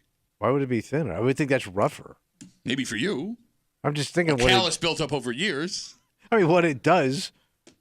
I mean, I would say maybe a little, around the corner action. That would be your solution? Like, this woman shares this information, which she's probably embarrassed about. She's probably allergic, and she's telling you she's allergic to it. So let's. But I mean, let's try the other side. Else. How would why would she want to take a chance on something being even more painful? And not it would be knowing. painful in functional ways that she would need later. I don't know. Let's take a shot. 252-WCMF, 252-9263. We're talking about a story in the New York Post. A 34-year-old woman named Allison has a batch allergy. She's allergic to batch. She says it makes sex excruciating and uncomfortable. It was diagnosed by a doctor. She discovered it a decade ago, yet nobody believes her when she tells them. And guys she gets close with think, she says, that she's trying to get out of doing stuff with them. I mean, how can you be? So you can't be intimate. I mean, if it's painful, yes, you don't. And yeah. So she can't have sex. Stand across the room and I'll dance for you. Right. Like I'm a robber baron from the 1800s. But what's that doing for her? She likes to dance. All right. All she wants to do is dance. But I guess if she's not allergic to condoms, that's a solution. No, she is allergic to condoms. This woman, yes, but I'm saying like if somebody else had this and wasn't allergic to condoms. All right, let me ask you this question. Phone number is 252-WCMF, 252-9263. What is the strangest allergy you have? Kimmy, what is your strangest allergy? I don't think I have any. Oh, I'm allergic to sulfa, which is in medications. What is sulfa? I took this medication once and broke it out into hives, and I guess it's in a lot Still of. There. You don't even know what it is. Why would you argue back with it? I don't know. It's a joke. Your jokes stink today, is what I heard. That's twice now. No, I didn't realize it. A doctor basically looked at the ingredients and it was like, it's probably this that you're breaking out into hives. No and kidding. that's so now I have to put that on every time I'm prescribed something, I have to let the doctor know. What's your weirdest allergy? I'm allergic to penicillin. God has been trying to kill you from the moment you were born. You were allergic to penicillin? So did you learn that the hard way? I'm so guessing? I had pneumonia as a kid. They gave me penicillin, and I broke out all over and these blotchy red spots. Okay. Didn't you have gonorrhea? Yes. How did you treat that? Antibiotics. Oh. Isn't a penicillin? Okay, so it's a different... So I can take an antibiotic. I can't take straight up old school penicillin. Okay, gotcha. Is penicillin an antibiotic? I think it is. Well, it cures infection. Yeah. So that's the GIs, World War II, it was, all morphine and penicillin. That was just for the ladies. Because, those are two allergies that aren't the most common, right? Sulfa and penicillin. The less common your allergy, the more people think that you are trying to get out of doing stuff. For example, I am allergic to horses, and I'm allergic to Christmas trees. And for the first few years of my relationship, my wife was convinced I was lying to get out of two activities I didn't want to do. And I had to get on a horse and start sneezing and snotting to prove to my wife this is how my body reacted. And this is a woman who works in medicine. Yeah, she is a doctor. And she questioned it. It's very strange, Tommy, how angry people will get at someone else for having certain allergies. Number one, peanut allergy. Yeah. It's a fairly common one. Because then you can't be around peanuts. Yeah. Right? Airplanes in the house. There are some people that just the peanut dust will cause them to go So on it makes everybody else's life suck because you can't enjoy a peanut butter or a nut. But it's not like the kid chose to have a peanut allergy. I know. But those are two of the most delicious foods for a kid. Yeah. And you can't be around it. If you had a sibling that had it, I'd be pissed. So I worked with a kid once who he had such a severe peanut allergy that he couldn't be in the room if somebody opened peanut butter he just could. Sorry, I was on the phone. So could they go into a grocery store? Oh, good question. Don't know. I would think it would be a little tough. Well, I guess all those food's sealed most of the time. Unless you're in the prepared food cooking section. Stuff and doing stuff. Restaurants. Every Chinese dish has peanuts. I do feel bad if somebody has a peanut allergy because that has to suck. No, because you'll also be, can't, the flight, we're switching to pretzels. I want my peanut. 252-WCMF, 252-9263. The weirdest allergy you have. Talking about this 34-year-old woman in the New York Post. She's got a batch allergy. Let's talk to Skylar. Hey, Skylar, what's up, buddy? Hey, morning, guys. This is funny stuff, but my buddy's sister, she claimed that she was allergic to bubbles, so that way she didn't have to do the dishes and the laundry. Was it legit or she was full of crap? I don't know. This was years ago. So like detergent. Before they... Well, no, there's a difference between detergent and bubbles because you could have just said. Yeah, how can you be allergic Specifically to just bubbles. a bubble? Yeah. That's just the funniest thing I ever heard. Skyler, thanks for the call, buddy. Have a good rest of the day. Bubble allergy. I don't think it's uncommon, though, to be allergic to certain soaps. I know people that have to, like, shower with a really mild soap because of, irritation to their skin. Perfumes of dyes. Yeah. I'm that. You're allergic to it, or you just don't I like get the smell? rashes. Oh my God, man! Yeah. You have the weakest immune. For a guy that talks a lot of I junk. know. So how about this? My first wife, allergic to chocolate. Oh. She loved it, but her face would go numb. Yeah, that sucks. No kidding. Yeah. My second wife we found out was allergic to like shrimp and shellfish. Okay. But it came over time, and then she couldn't even be near the beach. Yeah, because like salt water. You've told the story before. I took my second wife to the beach. She went into shock. No kidding. And we had to get the paramedics on the beach. Well, no, it's the moment she realized she married Tommy Muley. So is it just breathing in like the salty air? Oh my So gosh. she's on the ground. These paramedics come on those like four-wheelers, Yeah. right? And they're all talking and they go, "Is she allergic to anything?" And I explained it all to the woman. And she looked at me and she goes, "And you took her to the beach?" I guess I wouldn't think that goes hand in hand, though. I didn't either. Seafood Neither did she. They had her on Yeah. the stretcher, no kidding. taking her off the beach, like Baywatch, but like a bad episode where nobody's good looking. Baywatch, busted. Busted. I would watch Busted Baywatch. It's on channel 343. 252 WCMF. We're talking about your weirdest allergy. Scott, you're on CMF, buddy. What's up? Yeah, I had a doctor friend of mine, and this was years ago before the EpiPen, and he loved seafood. So when he'd go for lobster, he would bring his own syringe with him just in case he had a Shoot up and then eat it, knowing he's he loved allergic. it that much. Wow. Right? Wait, but was he allergic enough to have died? Yes. Oh, my And he God. was I think our throat and stuff educated enough seals to know, up. his esophagus could close up, Yeah. and he could, suffocate. All right, there are foods I love. Yeah, I don't love anything that much. Thank you. I'm going to risk meeting Shooting my up. maker. Yeah, dear Lord, man. Scotty, You thanks, got it. thanks for the call, buddy. Have a good You have rest to of the eat day. that lobster like you're in the Stones in 1976. Are there allergies that can end relationships? I think that batch one would be number one. Yeah, I mean, look, you're right. But here's the thing. Past the batch, because that is a rare one. If you're really into something that your Yeah. partner can't do, can't eat, It would affect. excuse me, it can't be around, it's going to put a dent in your happiness. Yeah. Like, the point you made with the batch thing.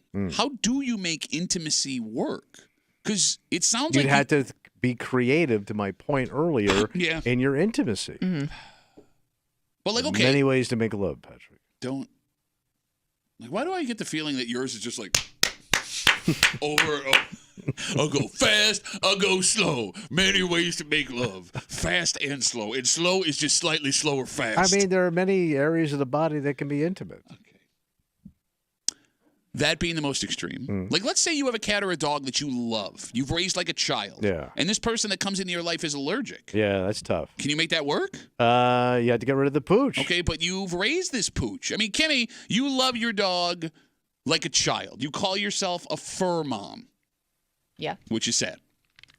If you had that dog, met your husband, and your husband was allergic. Oh, like if this was early on in a relationship? Right, you just met him. I don't know. I think that would affect my dating life for sure. So you say you would pass on the Look, man you if somebody eventually told me married. they didn't like dogs, I think that would affect me moving forward with that person. But not liking dogs is a personality flaw in your eyes. This is it's not a personality flaw. It's just I love dogs. I'm always going to have a dog. Okay. So, I mean, if you don't, if, How do you make that you're work? really Yeah. against it, then I don't know if that's going to work. Well, I know there are people that like take Benadryl on a daily basis. But that's kind of miserable. Yeah, but Because you could just get rid of the dog, or be away from a dog, and not have to take that pill every day. Because I don't know what taking a pill every day does long term to your body. Sure, but there are people that would look at that as saying, get rid of my child. And they're not going to do it. Like you. You call yourself a fur dad. You bitch-ass bitch. Yeah. 252 WCMF. Let's talk to Josh. Hey, Josh, what's up, buddy? Hey, good morning, everybody. Yo. Hey, so my brother is allergic to cold weather. What? If it's too cold, he breaks out and hides. No, that's a thing. Yeah. Cold weather. Yeah. And he lives here. Yep. And he lives here. He plowed snow last year. That's how we found out. So how does that, is it something that came on later in his life? Yeah, he was lactose intolerant, and then that went away, and now he breaks out in hives when it gets too cold. Well, but at least he gets ice cream in the heat. There's a name for it. It's called cold urticaria. It says it's a skin condition to cold that appears within minutes after cold exposure. Maybe that's what you got, Tommy. You bitch. I don't like the cold. I hate the cold. And your face looks that way. That could be a reaction. Josh, thanks for the call, buddy. Have a good rest of the day. Holy crap. So, when I went to that fancy military school? Yeah. We had a lot of kids from all over, right? So we had this one kid from South America, and he was a complete zithead, right? For God's sakes. Hold on. By the way, rich South American. Don't feel too bad for God knows what his father was into, okay? Well, you're going to try and make that better. Go ahead. So every time he would go home, his zits cleared up. Every time he came back, he broke out again. No kidding. Yeah, so it was something in the air or something living in Atlanta compared to living in I don't know where he was from, Argentina or Brazil. What the hell could it have been in Atlanta? I don't know, but I'm talking bad. Really? Yeah, it was amazing to watch though. It was like a chia zit. Worst toy of all time. Chia zit. Do you want to go home and try again tomorrow? I don't know. I know you're trying. I respect the effort. I respect the effort. I do. Nobody bats 1,000. Come on, man. Where else are you going to hear chia zit?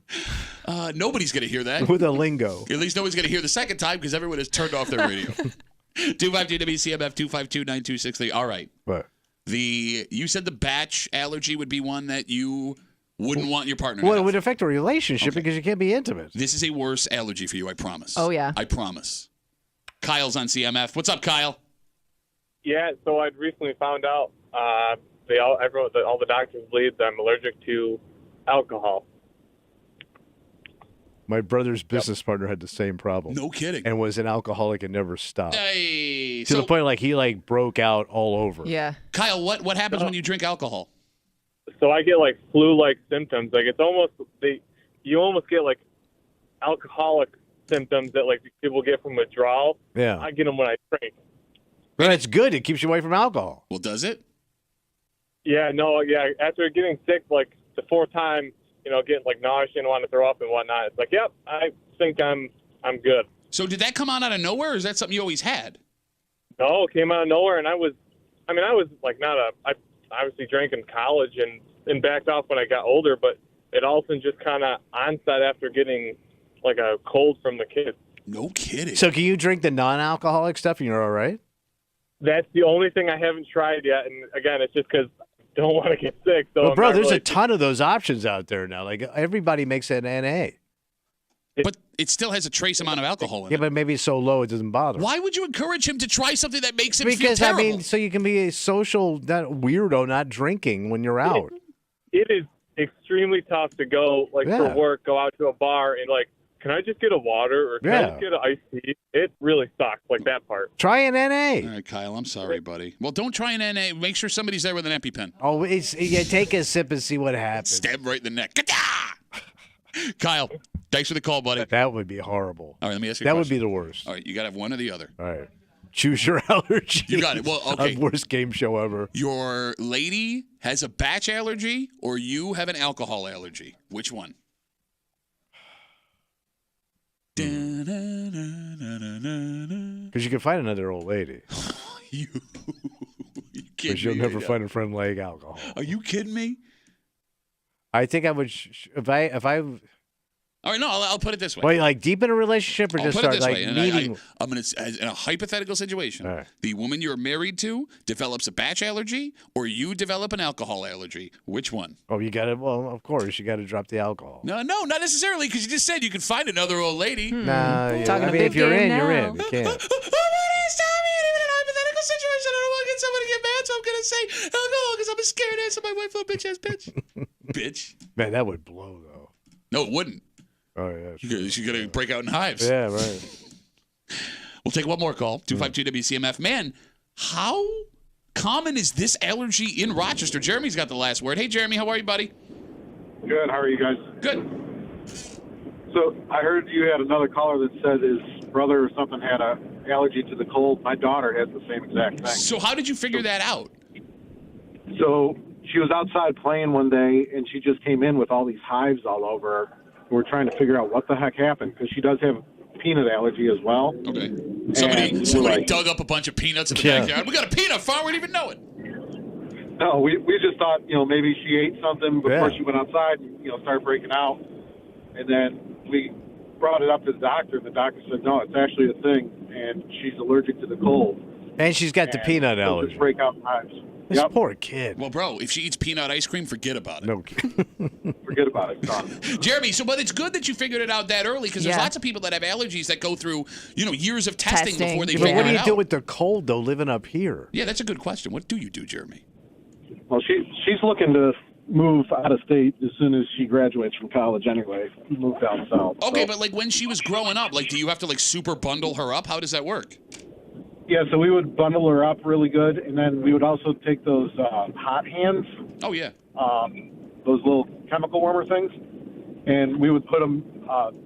We bought her a special pair of gloves that those actually slide into and zip up, so that would at least keep her blood circulating a little bit warmer, and then just put them in a couple key places on her body where you have major arteries that come to the surface, so that at least her blood would stay warmer and she could stay out and enjoy the winter a little bit more. Kid. No peanut butter cups Yeah. and no snow. She gets to move to South Florida. Yeah, it's true. Jeremy, You I'm sorry, guys go have a ahead. great day. You too, buddy. Thanks for the call. My favorite calls are when the caller gets bored with us first. I'm going to go now, guys. Yeah. I'm out of here. All right, everybody, I hope we got to move on. I really appreciate the calls.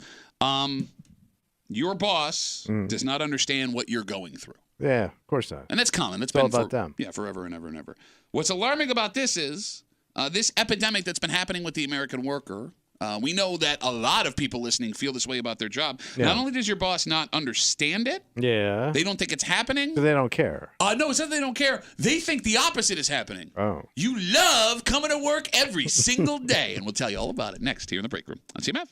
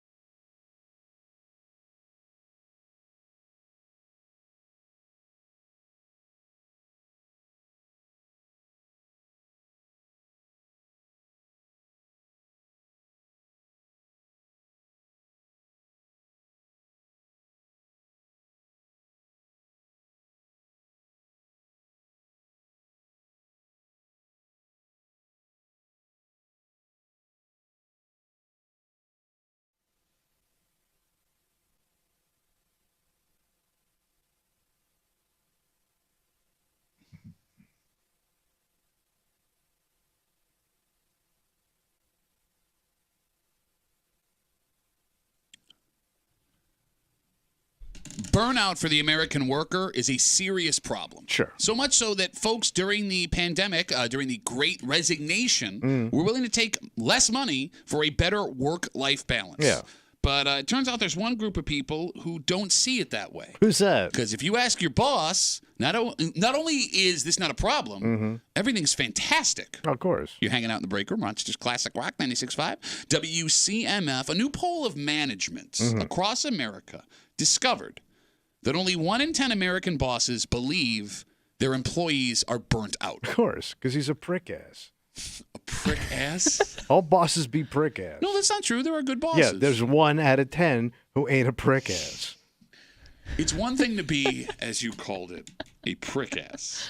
It's another to be completely oblivious to the struggles that your employees are going through. Yeah. Like, think about that. Like, I mean, you can be a hard ass and realize there's an issue at work. 90% of American management doesn't believe that folks are burning themselves out at their job right now? Because it's arrogance, right? They think, like, why would you want to? I'm a great boss. I've created this beautiful environment for you to prosper.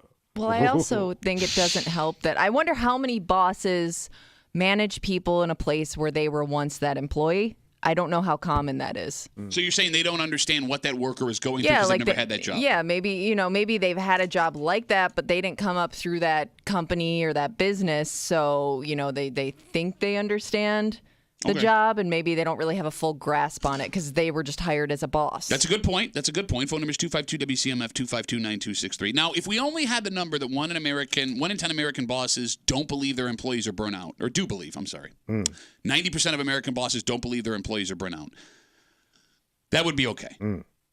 What makes it worse, in the same poll, almost 90% of American management said that their employees are thriving. Not only are they not burnout, they are thriving every day coming to work. They love it. Yes. Can't wait to get in. Yeah, How do they know that? They don't get into that, Kimmy. We just have the numbers in front of us. It doesn't make sense that there's so much disconnect here.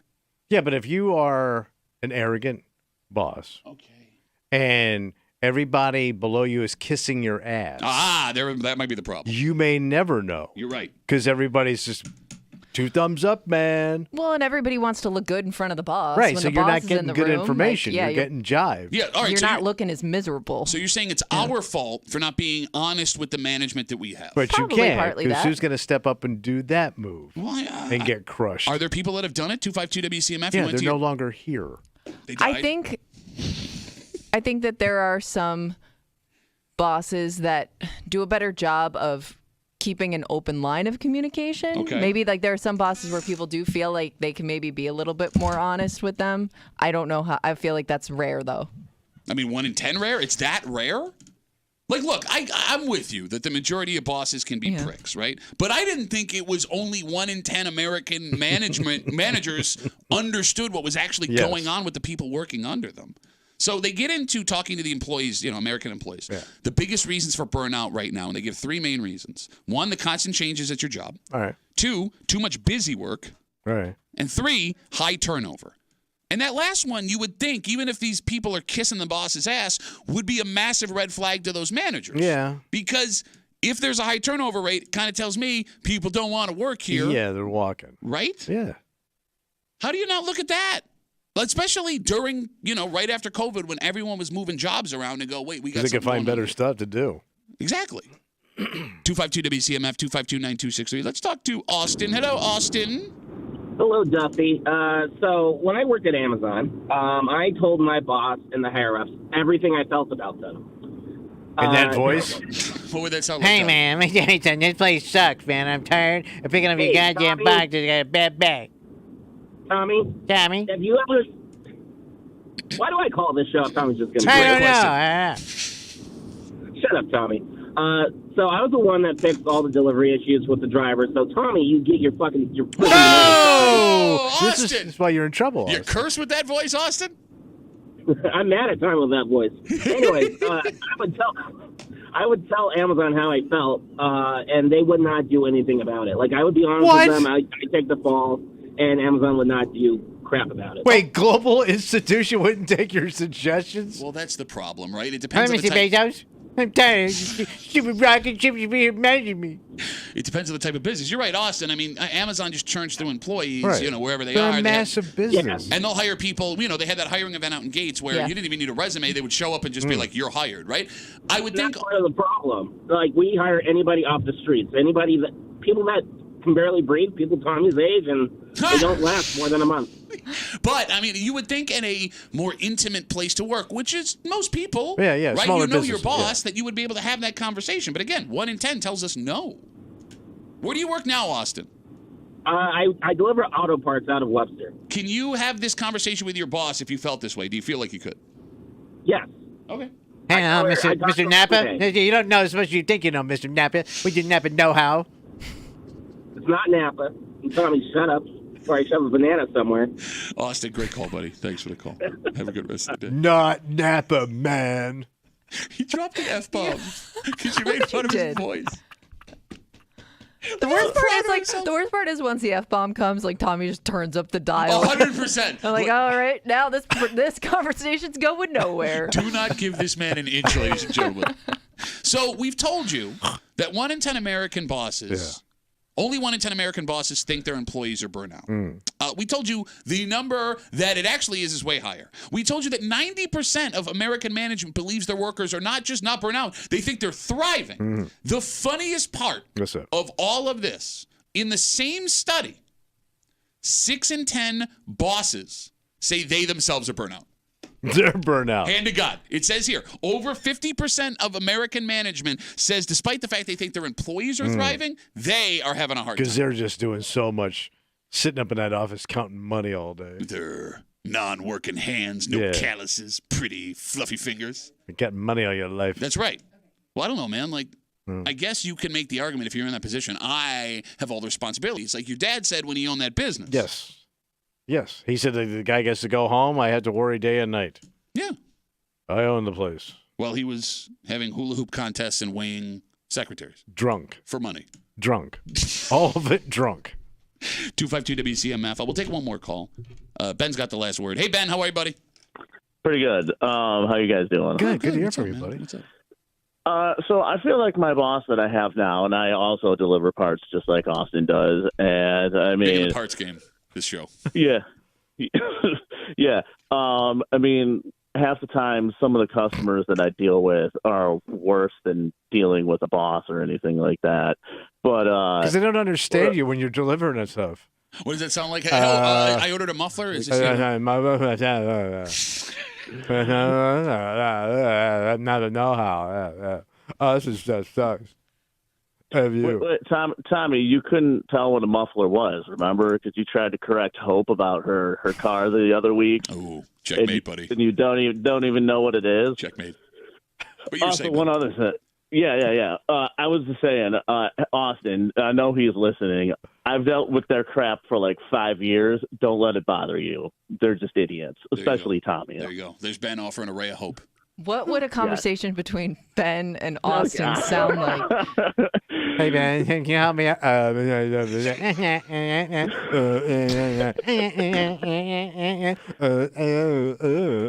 No how. Not Napa. Ben, you were going to say something else before we let you go, buddy. I'm sorry. No, I was good. I'm good. Right. All right, great, Ben. Great call, buddy. Have a good rest of the day. There it goes. We come back. Wrap it up. Tell you what we're doing tomorrow next here in the break room. On CMF.